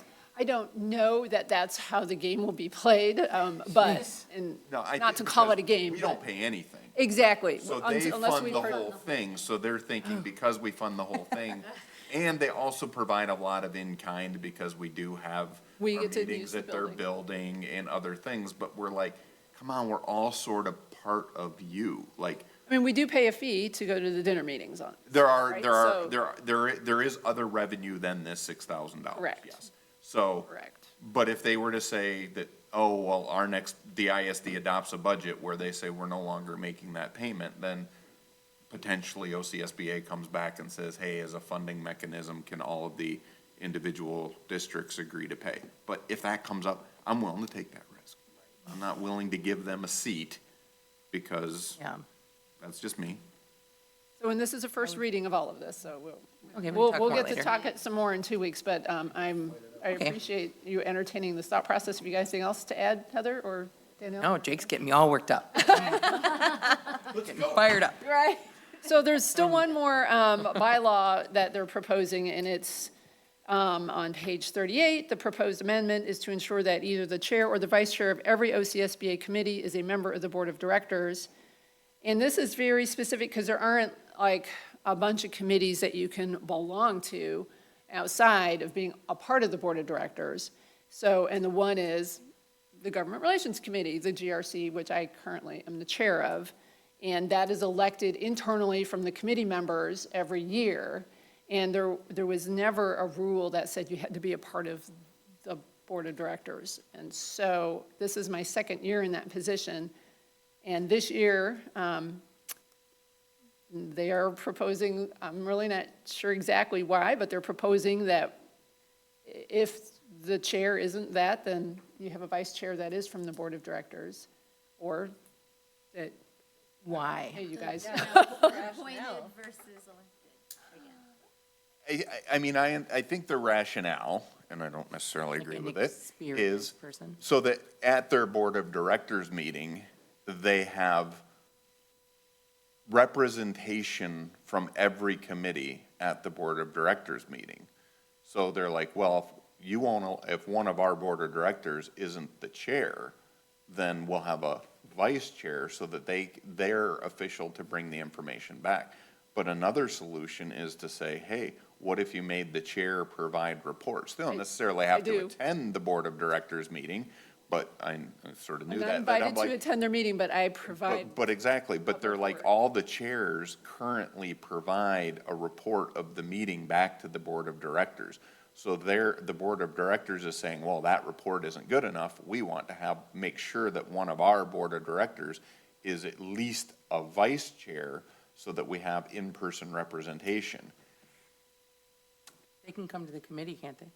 They are, yes. Anybody can Many come of them to, are. anybody can come to any committee meeting, yeah. Yeah. So, again. But many of them are delegates. I don't like that one either. So how many committees are there? That's what I mean. know? So I mean, you used to outside be on of the their board. dinner meeting, planning committee, and I don't know what else they have. This is really the only, Government Relations Committee is the only one that trustees throughout the county can attend. And you were right, so we appoint a delegate and an alternate, but you all can come if you wanted. You just couldn't vote. If there was a vote, If and that's some- if rarely to there's- vote, anything to there's some- vote Yeah, on. GRC has It's- occasional. It's legislative priorities or the chair. Which we all, for the legislative priorities, we do You vote get on. input. Yeah.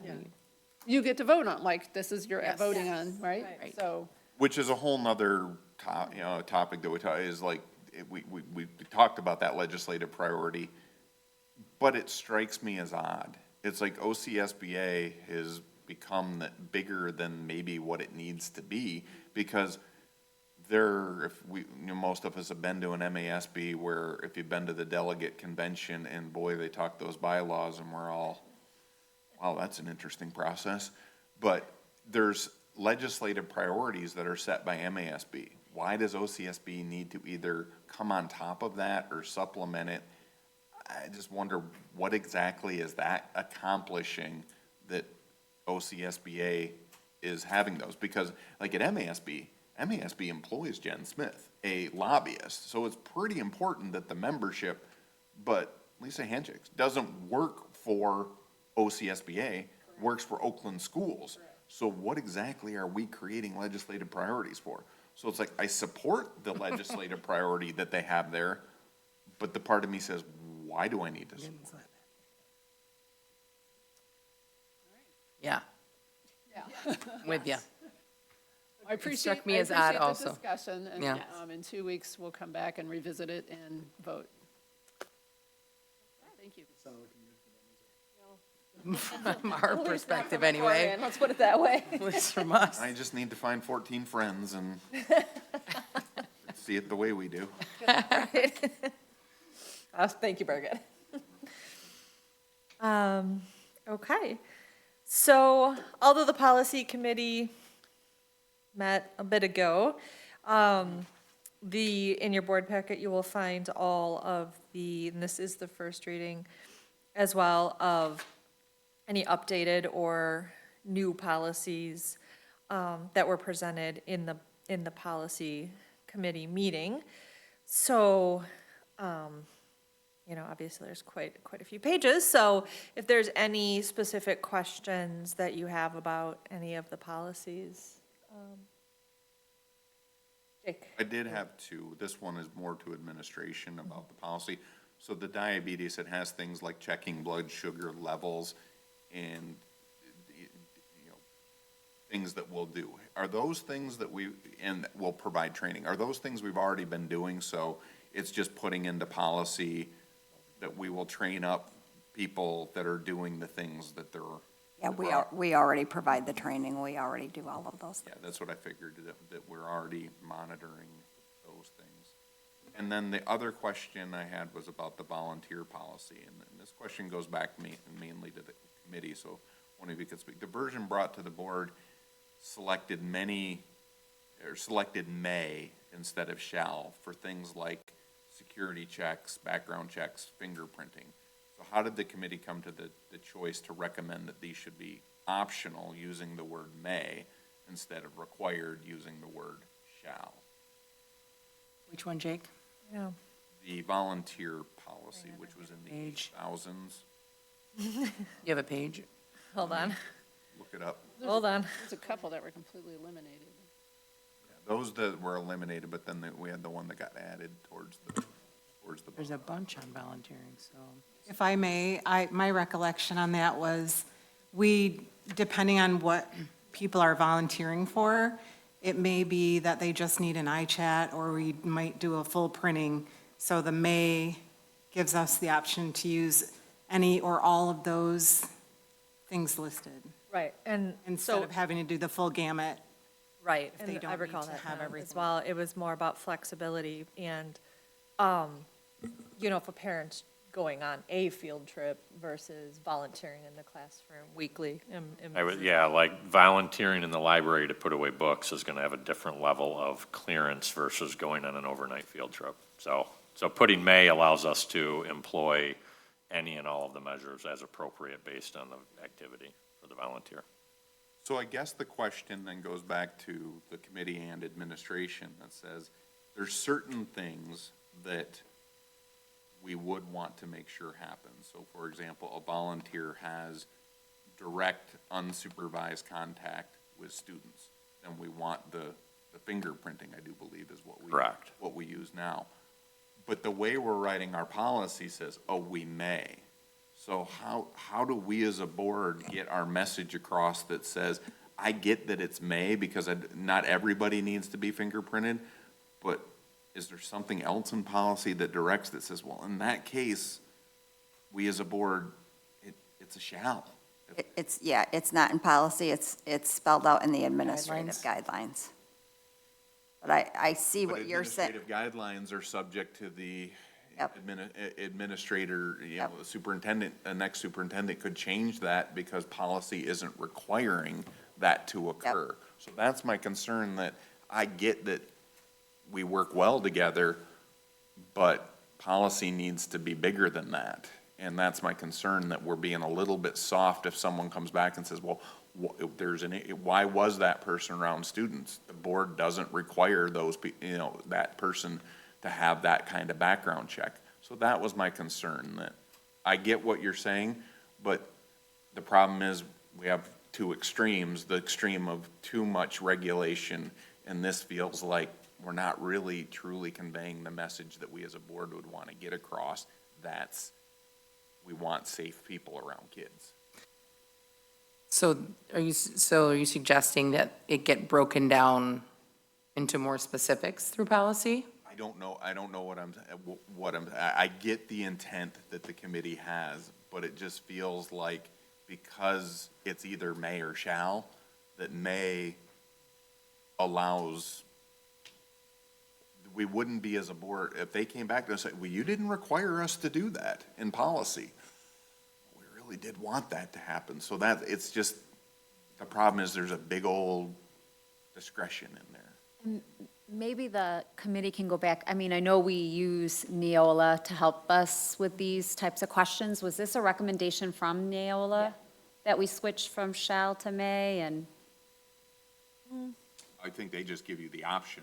Yeah, they It was give you fun, the yeah. option. But in order to address what Jake is referring to. It would be taking what is in the administrative guideline and putting that more specifically in the policy, which I do think makes sense. We could do, yeah. Yeah, so that's what needs to be looked at. Okay, that's fair. You'll bring, the committee can look at that and bring it back. Yeah.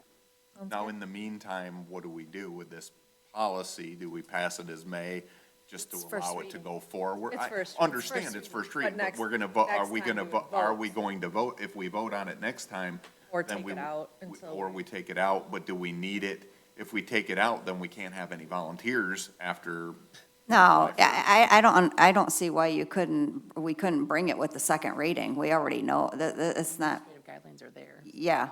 I mean, we can get that to you ahead of time in the board packet. This is a small change for us, but a big meaning in the policy. There we go. So that's just a question of readings, to make that type of a tweak between reading one and reading two. That, I don't know what would you say that, but we need counsel to say, if we make a change, at what point do we make a change that's so large that we need to go through a new first reading? You can't change, so that would be, and that's a question for a lawyer. I don't know.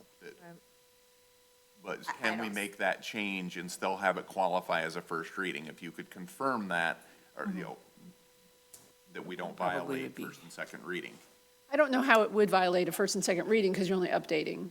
And you're pulling One of it them. from guidelines into, we can check, but Understood, but what happens is the public also gets a chance to see it and make comment, and if we bring it, the whole first and second reading is just a legislative procedure to make sure that it gets fairly exposed, and if we make a significant change in the second reading, I just want to make sure that legally we're not violating our policy that requires first and second readings. Yeah, that, Policy I to mean, violate policy. it doesn't qualify in my eyes as significant, but I But guess don't it's know worth what the legal threshold the is. threshold is. And then, That's all I'm asking is So- to check to make sure that we're not violating first and second reading. Awesome. Okay. okay, I just want to say, I noted that the last two in the list of things are from our bylaws, and I appreciate, probably Julie's the one who added those, because there was some cleanup work that needs to be done, and I appreciate seeing that in there. Yes. Shout out to Julie. As a follow-up to that, also, there were some duplicate Yes. things in the Yep, bylaws. And I did point those out to our representative, and he said he would bring those back for the company to look at to see Okay, if they could awesome. do some consolidation there. Awesome. Other questions on any of the policies presented? Okay. All right, thank you all. Up next, we have student retrieve. A motion that we pause for 5 minutes. Oh, absolutely, yes. Let us Close take, enough to the end. And you're right. Let us take a, may or shall? we shall. I will say, let's take a 10-minute recess. 10. Just, I mean, if we get back before 10, but 5, we never quite make that, so. She's like, she's learned long enough. Don't come back in 5. No. 5 to 10. She knows how we behave. I didn't know if you were laughing at my joke or Which joke? Danielle's joke. I'm just.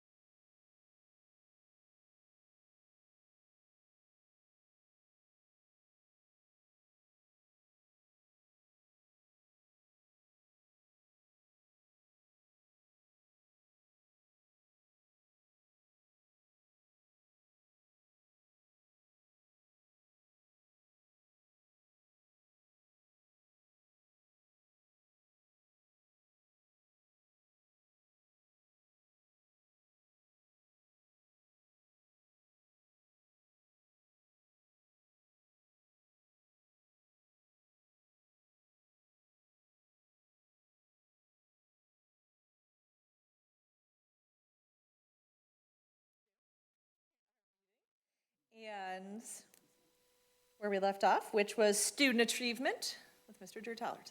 Actually, I have no further updates tonight. That was quick. Yeah. Thank you. I wonder why we took a break if you're gonna be Right? like that. I was like, oh. Next was curriculum committee report. The curriculum committee just met this past Friday. You guys actually saw the majority of what we saw, which was the end of the year data presentation preview, and we talked a bit about that. And then the other thing Drew did share with us is, and I believe he shared in meetings before about curriculum resources, future planning, and how he wants to get on a cycle of looking at curriculum can you speak to that a little bit, Drew? Yep, and I apologize, I meant to attach an electronic copy when I sent the note, so I'll send that copy to Julie to be able to share. But I know, as Danielle mentioned, we had talked, I think it was even way back at the mid-year workshop, about sharing that by the end of the year. We were able to get pretty close. We have a plan for where we'll be able to get on a cycle of looking at curriculum by subject areas. We think the go-to year will be about 2028, where we'll get everything to where then we can do ELA, math, and keep reviewing. And just as a reminder on that, it doesn't mean that every 7 years we're going to do all brand-new curriculum. It just means that gets us on the cycle of reviewing and doing our normal process. So, but we're there. And a thanks to Carrie and the team that they, and our coaches and our teachers, we got to a pretty good spot for planning, so. Thank you. And that was curriculum committee. So any questions on that? Okay. Next, human resources. Adam. I'll be short and sweet as well. I would just like to recommend for hire the certified staff and administrative recommendation located in your board packet. Thank you. Alrighty. And next up, finance and operations. I don't feel like this is going to be as short and sweet. Yeah, I was just going to lead with that. I don't think this is going to be quick, so buckle up. Okay, we'll just get started right away. We're going to cover the 25-26 final budget amendment. This is the first reading. Second reading will be on June 24th. You should have received this evening some missing pages from your packet, which would go behind page 123. The narrative of the 25-26 final amendment was provided, but the schedules were not. However, they were also mentioned in the 26-27, so they were kind of there, but all the explanations were not. So my apologies for that. The amendment for the final year contains multiple revenue and expenditure budget changes that have resulted in a $789,000 increase since the amendment in January. This will bring us to an operating surplus of $905,374,000 for the year. The ending fund balance for the general fund is now budgeted at approximately $12.7 million. This is 11.9% of gross final amendment expenditures, and it's 13% if it were net of the 147C, MIPSers, 147G, and 27L2 expenditures. Those, as a reminder, are the essential ins and outs that are provided through the state. We're kind of like a pass-through.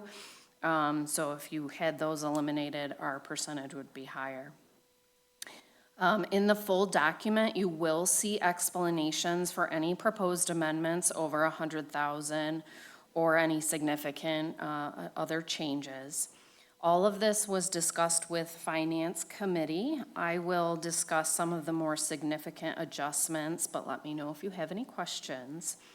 The way the schedule is broken out, and really that's the ones that I handed out to you, is kind of what I'm looking through, and most specifically going over the general fund. But what we've done in the last year or so is broken the changes between the amendment and the final budget into two separate columns. One really being like our what I would kind of classify as true proposed amendments. The others is, the other column is related to grants and any of those MIPSers, which can often just be reclasses in between functions on the expenditure side. And you can also say that, you know, if we didn't have these grant dollars, we wouldn't have these expenses. So we kind of have broken that out based on the amount of grants and changes that have come through from the state to really get to our proposed amendments. So that being said, our final amendment revenue budget is approximately $107.5 million. This contains a net increase of $394,000 from the amended revenue budget. Primary changes include local revenue increased approximately $151,000. That is primarily related to a $102,000 local grant received from the Orion Cable Commission. We have state revenue increasing $353,000, which is reflective of a number of different things, but I'm going to say primarily $121,000 in prior year foundation adjustments, $194,000 in MIPSers funding dollars like 147A2, 147E, and a forfeiture credit that we get every year. We did receive an additional $143,000 in the vocational 61A1 grant funding and an additional $71,000 in educator grant funding. The federal revenue increased $446,000 approximately. That is related to, if you recall, we actually brought a bid earlier in the year for the Filter First grant. So $430,000 of that is specifically related to that Filter First grant, which is required to be spent by June 30th. ISD and other revenue, again, the significant piece of that is a decrease in sale of fixed assets, along with an increase in transportation cost reimbursements. On the other revenue side of things, this has decreased $260,000. The reason for the significant decrease is in relation to the indirect cost charged to the Community Service Fund. So if you recall, GSRP funding changed, that is all now completely in the Community Service Fund. However, you cannot charge indirect costs to that fund. And as we know, a significant portion of early childhood is, the early childhood building is GSRP classrooms now. And indirect costs cannot be charged. It's actually a direct charge. So the direct charges that we did apply to the grant, we have now reduced this indirect cost accordingly. So they're not essentially being double charged. There was a $50,000 increase to the food service fund. We are capped at the indirect cost rate established by the state as to how much we can collect from the food service fund and indirect costs, and based on our expenses, I think that'll be up a little higher.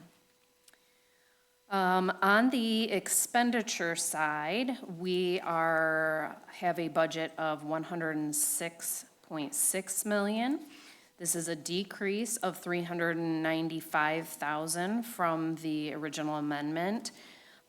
There are, as I've mentioned, a number of different things, but the largest pieces within the expense side, and I should say these are represented or presented by function as prescribed by the state of Michigan, is decreases in salary and benefit costs related to unfilled positions. So as a reminder, when we do our amendment in the December-January timeframe, we have to assume that any open positions will be filled. So we're budgeting for those. But as we go through the year, and at this point, it's, we know those positions haven't been filled. There's, a number of ancillary, some special education teacher positions that didn't get filled. So that is a number, or that is in relation to the changes. There are some more specifics. When it comes to the grant side of things, there's often, you'll see in the explanation, it says either an increase or a decrease. That doesn't necessarily mean we lost grant funding or we increased grant funding. It's just within that function level, it's reclassed. So instead of being in basic programs, it's now in added needs, that type of thing. The other one, which you can see clearly is a significant jump, is operations and maintenance. That increased in total about $766,000. 430 on the grant side was the Filter First grant. And then we had increases of $97,000 in purchase service maintenance costs, $77,000 in natural gas, and $100,000 in electricity costs based on where we're landing for the year. Those are, I believe, because there's a lot there, the significant changes, which again are explained. I should also mention one of the basic program decreases relates to the CKLA funding. So we did have about $250,000 in there for the grant supplies, and that will be decreasing next year. So that is one significant decrease. The other funds, all the funds of the district are presented in this final amendment. The Community Service Fund was adjusted to reflect a decrease in GSRP funding that is not being spent in the current year, but is being allowed to carry over into next year. The Food Service, Debt, Sinking Fund, the 2025 Series 3A, and the 2026 Series 3B. Capital projects funds do not have any significant amendments, but those are reflected in the following pages. And then the school activity, the 2024 bond capital projects, the district capital projects, and the internal service funds are also presented, but those have no changes from the amendment. Any questions? Heather? Just so I'm reading this correctly, Yes. a decrease for transportation, so K, Yes. $456,000 in salaries and benefits due to unfulfilled. Yes. Wow. Yeah. So that's how short that department is running. It is, and I would, if you, I would also compare that with the number 2 that's also listed there. So we worked through METS, so we did have some increase in the purchase service line of things, which would offset that a little bit. But yes, if we were able to have a fully functioning transportation staff, we would have a lot more salary and benefits associated. So the downside is you save money, but there's known operational issues that have occurred, and that's just to let the public know. We attempted to budget, but if we can't, if it's a struggle to fill the positions, then we weren't necessarily able to deliver the operations at the level that we had budgeted them to do. So that's one that Andrea's like, I wish I didn't have to bring you that savings. Right, absolutely. Because you would have wanted to avoid the operational headaches that you had. Yes. Yeah, and I, at this point, I think we have to give a shout out to transportation because we do know that this has been a challenge all year. But to recognize the significance and know that we have not cut routes like other surrounding districts have is just, it is a testament to the commitment of the department. There were, exactly to say, there were operational headaches, but what that meant is people had to work through struggles, but kids got to school on time every day, you know, or not, they got to Maybe not on school every day, and the vast majority of it on time, and always safe.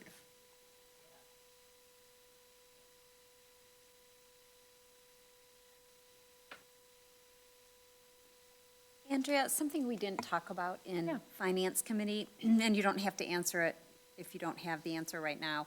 I know we're continually trying to build the fund balance for weeks that we could operate with, you know. Do you have that number? I know that's increasing. Like you said, we're at 11.9, 13% if we Yeah. backed out the musts, ins and outs. Do we know, I mean, I know we're getting closer to that target number we had set. Yes. 15%, but approximately the weeks operating.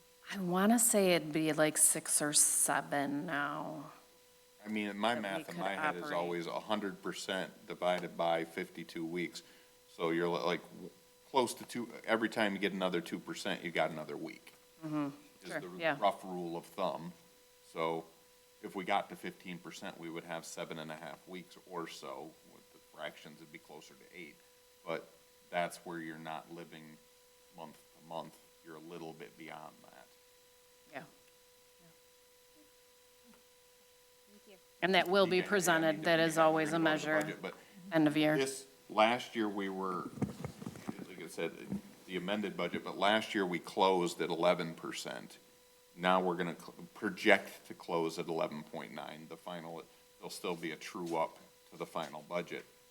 But then if you peek ahead, the budget that they're proposing for next year goes to 12.9. And there's, you know, a couple of reasons for that, and we'll cover that when we get there. But we're making moves in that direction without having to cut programming or anything else. So that's pretty nice. Yeah, that's why I wanted to bring it up.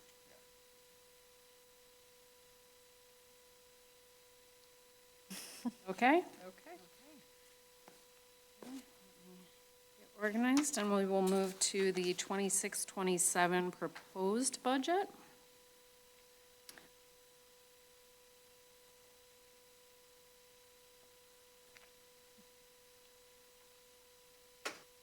So again, I will focus on the general fund here, and as you can see in the schedules, beginning on page 135, we have the final actual amounts from 24-25.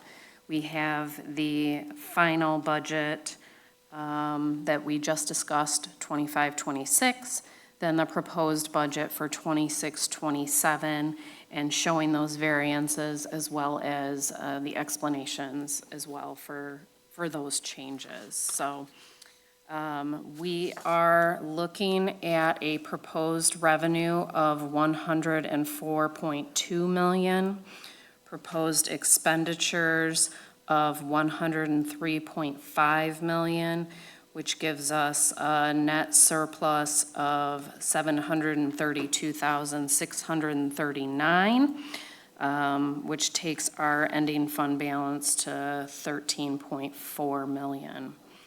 On the revenue side of things, the larger increases in local revenue we're seeing based on our L4029, our tax property, an increase of $1,050,000 there from last year.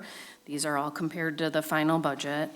On the state side, being the most significant of a $4.2 million decrease, is a decrease of 1.5 million in state aid projection of the 250 per pupil foundation allowance increase, which will take us from $10,050 to $10,300 per pupil, and that is with a projected decrease of 229 student FTE. So again, not head count, but FTE, and I should also mention that FTE, as a reminder, is 10% of February 2026 count and 90% of what will be the October 2026 count. There are some decreases in the MIPSERS funding, a decrease of $446,000 in the MIPSERS UAAL 147C1. That is because they are taking that rate down from 15.02 to 13.51. There's also a decrease in the one-time, essentially, or at least as far as we know, one-time state categoricals of the 147G. There was a little bit left over from the prior year, and then 27L2, the educator compensation. There's a decrease of $770,000 in the one-time 27L4, which was what they had provided to help offset healthcare, MIPSER's healthcare costs. And then a decrease, I should say a net decrease of $301,000 as it relates to other grant categoricals provided through the state. The other thing I forgot to mention from the get-go is, as we already talked through the budget and where we're at with this budget right now, as we're being discussed, is based on a myriad of assumptions. What we know as of today, and we don't know even what we are going to get. So I do want to make that very clear that this is based on what has been put out by the House, the governor, and the Senate. The only thing that we do know that they are all in agreement is that $250 per pupil, which does not equate to a cost of living increase, just to make note of. So that is the decreases in state. On the federal side, again, speaking of the Filter First grant, we don't expect that again, so we were seeing a decrease there. There's a net increase in other sources and ISD revenue.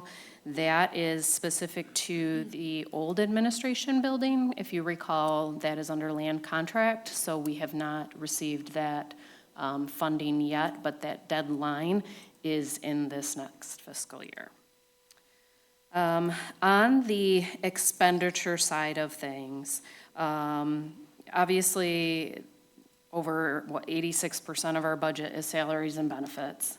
And we have to, when we go through this, we are looking based on, our union groups, where they're at in the negotiation process. So there's still quite a bit unknown at this point. So we are using percentages.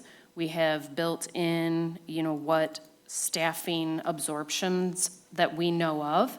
And really that's because, we're losing 229 FTE projected, so there are some absorptions happening.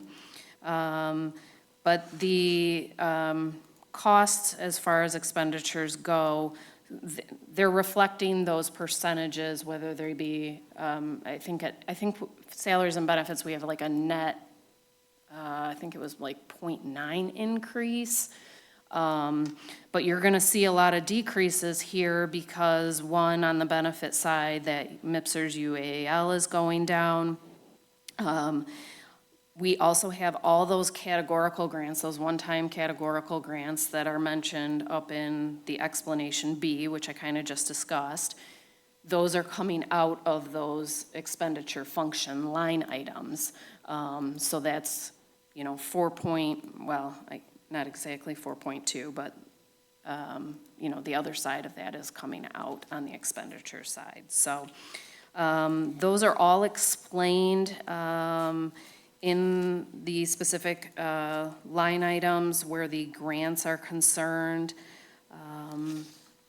That, in a nutshell, a lot of information is kind of a summary of what we're looking at and projecting for next year at this point. So again, as with the final budget for the current year, we also present all the funds for next year based on what we know. Really not too many significant changes there, but we do have, community service, food service, the student activity funds, our debt service funds, the sinking fund, the capital projects fund, and the bond 2026 Series 3B, as well as our internal service fund, which we are self-insured for dental, so that's what that fund is for. Any questions?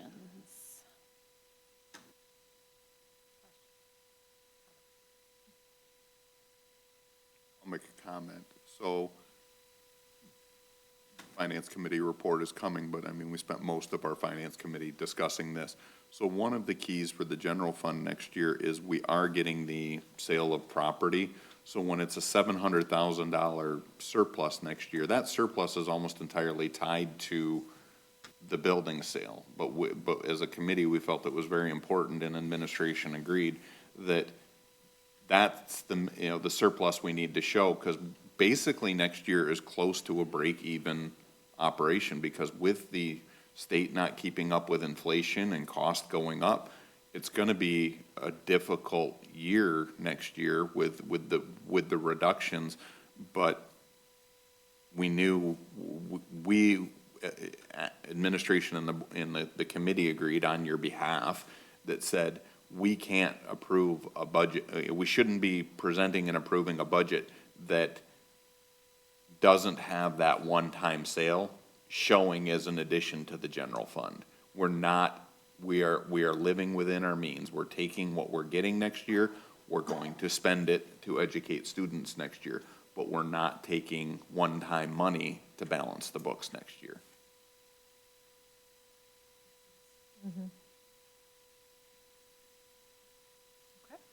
Okay. Moving on to the tax rate levy, the L4029.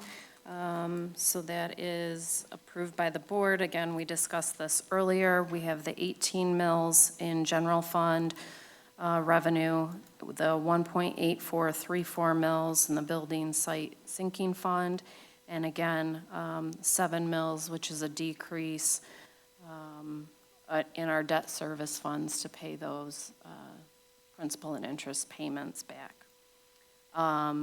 The form that is prepared and is in your packet, this is what we provide to our taxing authorities. That's how they produce the bills. So we have, obviously we have Orion Township, but we also have Addison, Auburn Hills, Independence, Oakland, and Oxford. So just so that you're aware of those being our taxing authorities. Are there agreements with all of those taxing authorities to do the levy in summer 2026 taxes? Yes, there is. Yes. And we do watch the rates of all of them. So when will this decrease be, when will people see this decrease on their tax bill? In the summer. In the summer? Yep. Yes, because, we are 100% summer collection, so. that is awesome. It'll be a levy July 1st, payable September 14th. September 14th, you said? I took it out of my escrow, so I need to know. 9/14? Unless it's a holiday, it's September 14th. I also don't have escrow. So, okay, good. We can pay it together. You want to go? Oh, no, we don't. I live in Independence. That's right, we don't. The taxing authority that is not. Okay, moving on, the district fees. So attached for your information, we provide this annually. My goal every year is to get this to you a little bit sooner. Maybe next year we'll hit that. But the fees are presented for school programming, technology, athletics, food service, transportation, enrichment, and facility rental fees. There are a few changes here as noted in the cover letter. Technology for laptop replacement has actually gone down because of the age of the devices. Enrichment and natatorium have some increases to costs. Those, again, are specifically to cover staffing costs as, one, the costs rise, but two, the program is also very successful. I do want to, as the rentals is a big portion of this, I want to thank Tony Guizdala. She's our rental manager. She does a lot of work with this and is very heavily involved, and obviously Wes Goodman as well for his expertise and guidance in, reviewing these rates and, what makes sense and comparing them to surrounding districts, so that they are, we're not trying to, make a profit, but we also have to be able to cover our costs to do this stuff, because this is funding we don't receive from the state for these types of activities that happen at the schools. Any questions? Andrea, I'm a big supporter of us, our buildings being used by the community, and how do people reach out, these different organizations, to rent space from the district? They would actually contact Tony Guizdala. All the information is also posted on the website. So now that this will be presented to the board, we will upload that, to the website so that those have access to it. Thank you. Yep, thank you. I just had a random question. I was wondering, so for the athletics, there is a student pass. Is there, has there ever been in the past, like a family type of pass that could be purchased, like in a sum amount? So say like there's a family of 3, 4, 5 kids that have to come to each, whatever it is. Just curious, do we ever have anything like that before? Not that I'm aware of, but I will follow up. In the Okay. 1980s. I know I was gonna say, when I was Not in as many school, there big was, but families, I maybe. don't know that they do those anymore. Yeah, I'm just Because curious. families can be In the 80s. Right, various. yeah. So anyway. Yeah, good question. I will follow up. Okay, moving on to the International Academy fiscal year 2027 budget. This is the second reading, so they have provided us with their budget, which the board votes to approve, disapprove, or abstain by June 30th. Lake Orion does have 39 seats of the 590 projected seats. We do pay tuition costs for these seats at 110% of the foundation allowance, which again, as we know, that's budgeted to increase $250 per pupil, and that tuition rate is adjusted to align with that foundation allowance. So, any questions or comments? Just for my own knowledge, why is it 110% of the? The why behind it really is so that there is a fund balance, because a lot of it is, when we start the year, it's on projected costs. And then it's also written into the language, I want to say bylaws, but I don't know that that's, they're The technically agreement, the bylaws. consortium agreement. But yeah, that is written in and was determined way back when at some point, but yes, Just out of essentially. Like why it's above the 100% of our foundation Yeah. allowance? In general, it's the cost to educate those students has been determined to get the quality of the programming that they need at the IA level. The one issue is there are hold harmless districts in there, and the hold harmless districts are not required to pay 110% of their hold harmless. They only pay 10% of the foundation allowance. So in essence, their hold harmless money stays entirely within their district, which is a battle we were not able to win. Because when the last consortium agreement was negotiated, that was a push that the non-hold harmless districts tried to make and weren't successful negotiating. It's a sore spot. It is, and Don't get Jake worked up again. We've heard that 2 times where, yeah, Enberg. Yeah, yeah. okay, thank you. Okay, moving on to the CERC Secure Entry and Multipurpose Space Bid Award. So as Heidi alluded to, in regards to the phases, parent and staff communication earlier, this is a bid, but also a change order approval request for the secure entry that will be built, and then the multipurpose space. This is approved under the 2018 bonds. Our architect, GMB, and our construction manager, Frank Rewald, wrote the bids and the change orders according to standards and specifications of the district. They were advertised in the local newspaper, Sigma website, and district website. The bids were received on May 21st. This project will be funded from the Series 3A or 3B funds. It is recommended that we finalize and execute the 7 contracts and 6 change orders as listed. I do want to make note that they're change orders because we do have contractors already working there. So some of that work is being issued as a change order since they are already physically there doing that work. So anyways, a total amount of $359,645. This includes a base bid of $306,314 and a contingency and allowance amount of $53,331. Any questions? Yes?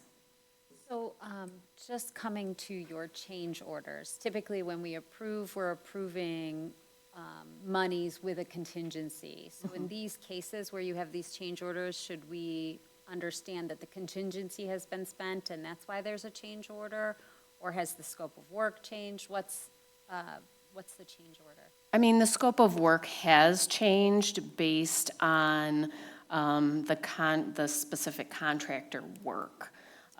So that is it's the new scope of work, so like adding the secure entry where that contingency and allowance is. So the contingency and allowance isn't so much on the change order, but more on the actual bidding. Okay, but the first time we approved it, we approved a contingency. Correct. So that contingency has been spent? Not necessarily. Not necessarily. No, because the work is still being done. Okay, so it's more that the scope has grown? That's Yes. why we're coming back. Exactly. Thank you for the clarification. Yes, absolutely. Thank you.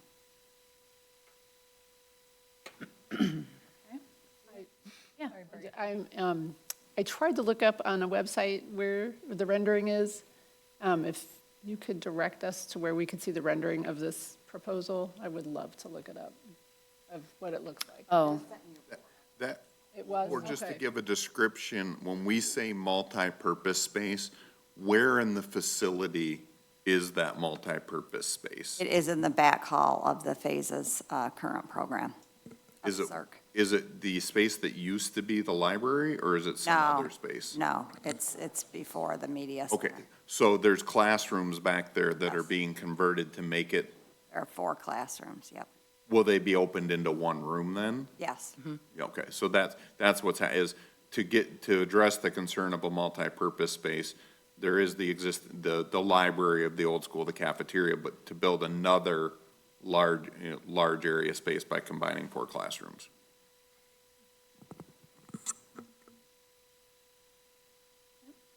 okay. All right.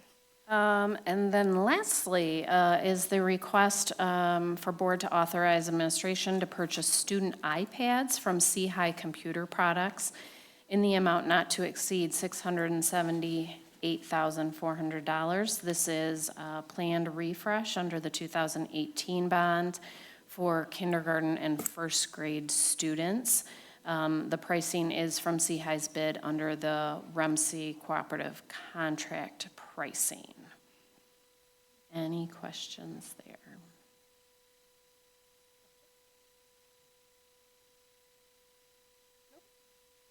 Okay. Okay, that's all I have. Thank you. Thank you. Excellent. Finance Committee report, I know Jakey surfaced it a little bit, but did you have? Yeah, so pretty quick, we met on Tuesday, June 2nd, and we discussed the 26 budget, the final amendment that we had a first reading of. We discussed the truth and taxation hearing that the form is before us. And the fiscal year 27 budget, we had the discussion, which mainly tied into what I said before, to make sure that the one-time monies that we had are being budgeted to hit as a fund balance increase by showing those as a surplus. The last thing we talked about was sinking fund. We look at that periodically now that we have a sinking fund budget proposal for next year. And it actually, it says, where are we spending that money in the sinking fund? What projects do they expect to prioritize? Because that's one of the things of a sinking fund. If something happens and we have a roof failure at a building, then we can reprioritize the money towards that. But they gave us the projection of where they think of where the money is likely to be spent.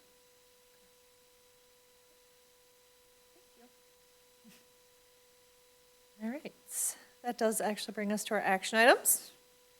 So may I please have a motion to approve the consent agenda? I move that we approve the following consent agenda items. Approve payment of the May bills in the amount of $10,845,611.96. Also approve minutes from the May 27th regular meeting and closed session and June 2nd, 2026 Finance Committee meetings. Also approving out-of-state and overnight field trip requests for Oakview and Scripps Choirs to Sandusky, Ohio on September 26th of 2026. And also Oakview and the Scripps Choirs again to New York City, this time New York City, New York, April 22nd through 25th of 2027. Thank you, Birgit. Is there support? Support. Thank you for all the support. Any discussion? All in favor, please say aye. Aye. Any opposed? Consent agenda passes. Let's see. May I please have a motion to approve certified new hires? I move to approve 2 certified new hires as presented. Thank you, Heather. Is there support? Support. Thank you. Any discussion? All in favor, please say aye. Aye. Any opposed? Motion carries, and congratulations and welcome. May I please have a motion to approve the Walden principal? I move to approve appointing Kristen Slawinski as the Walden Middle School principal as recommended. Is there support? Support. Of course, all the support. Any discussion? All in favor, please say aye. Aye. Any opposed?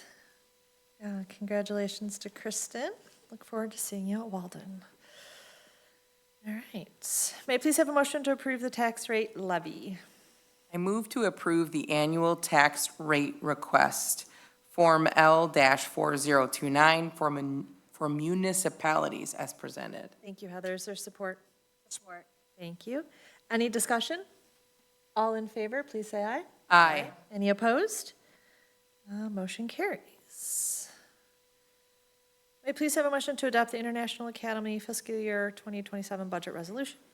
I move to adopt the resolution to approve the International Academy Fiscal Year 2027 budget as presented. Thank you, Susan. Is there support? Support. Thank you, Heather. Any discussion? And Julie, roll call vote, please. Yes. Yes. Yes. Yes. Yes. Yes. Yes. And the motion also carries. Next, may I please have a motion to authorize the CERC Secure Entry and Multipurpose Space Bid Award? Move to authorize administration to finalize and execute contracts and change orders for the CERC Secure Entry and Multipurpose Space in the amount of $306,314 with professional services, allowances, and contingencies of $53,331 for a total recommendation of $369,645. Thank you, Jake. Is there support? Support. Thank you. Any discussion? All in favor, please say aye. Aye. Any opposed? Bid award passes. And lastly, may I please, wait, hold on. There we go. May I please have a motion to authorize a technology bid award? I move to authorize administration to purchase student iPads from CI Computer Products, Inc., not to exceed $678,400 as presented. Thank you, Scott. Is there support? Support. Thank you. Any discussion? All in favor, please say aye. Aye. Any opposed? And the student technology bid award passes as well. Okay. With that, we have public participation for other non-action items and topics, and no one has signed up this evening, so we'll move to recap and next steps. Yep, so I do have a few things. I have the policy for volunteers, and also looking into the first and second reading, bringing back the questions for Sabres, and then other data points regarding attendance and past year's data for attendance. Thank you. And closing comments. We will start down with Andrea. Sorry. Heidi, you also had the points, the talking points for letters to legislator. Oh, yeah. Thank you. Happy summer break. And then I just have to give a quick shout out. I know he's not watching, but happy 16th birthday to my firstborn today. Aw, he's for sure watching. What else? He's definitely watching. Excellent. He's out driving. Adam. Happy birthday, Owen. Congratulations to our new leadership officers. Thank you to Maddie and Abby for presenting tonight. Congratulations to all of our new our two new hires, and our move for Kristen. That is exciting. And then just a shout out to all our staff and students on closing the books on a great school year. Have a safe and relaxing summer. Thank you. Thank you, Drew. All right, yep, congrats to all of our new hires and new positions, and yeah, as Adam said, a huge thank you to all of our staff, for our students and families. It was a heck of a year, and thank you all for being here for the long haul tonight and your first day of summer. So, no, wishing everybody a great summer and happy 4th of July ahead, so. Thank you. Heidi. Just congratulations again to our retirees and all of their years of service and dedication to the district. We greatly appreciate them. And then congratulations to all of our graduates. Last week was busy with so many ceremonies. It was a wonderful week. And then also a huge shout out to all of our staff and PTOs. There were so many end of the year activities. It was just buzzing across the district. And so, just a shout out to all of them for making that happen for our students and having them create wonderful memories. And a happy summer and safe summer to everybody. Thank you. All right, Scott, you're up first. I know. Oh, look at that. I know.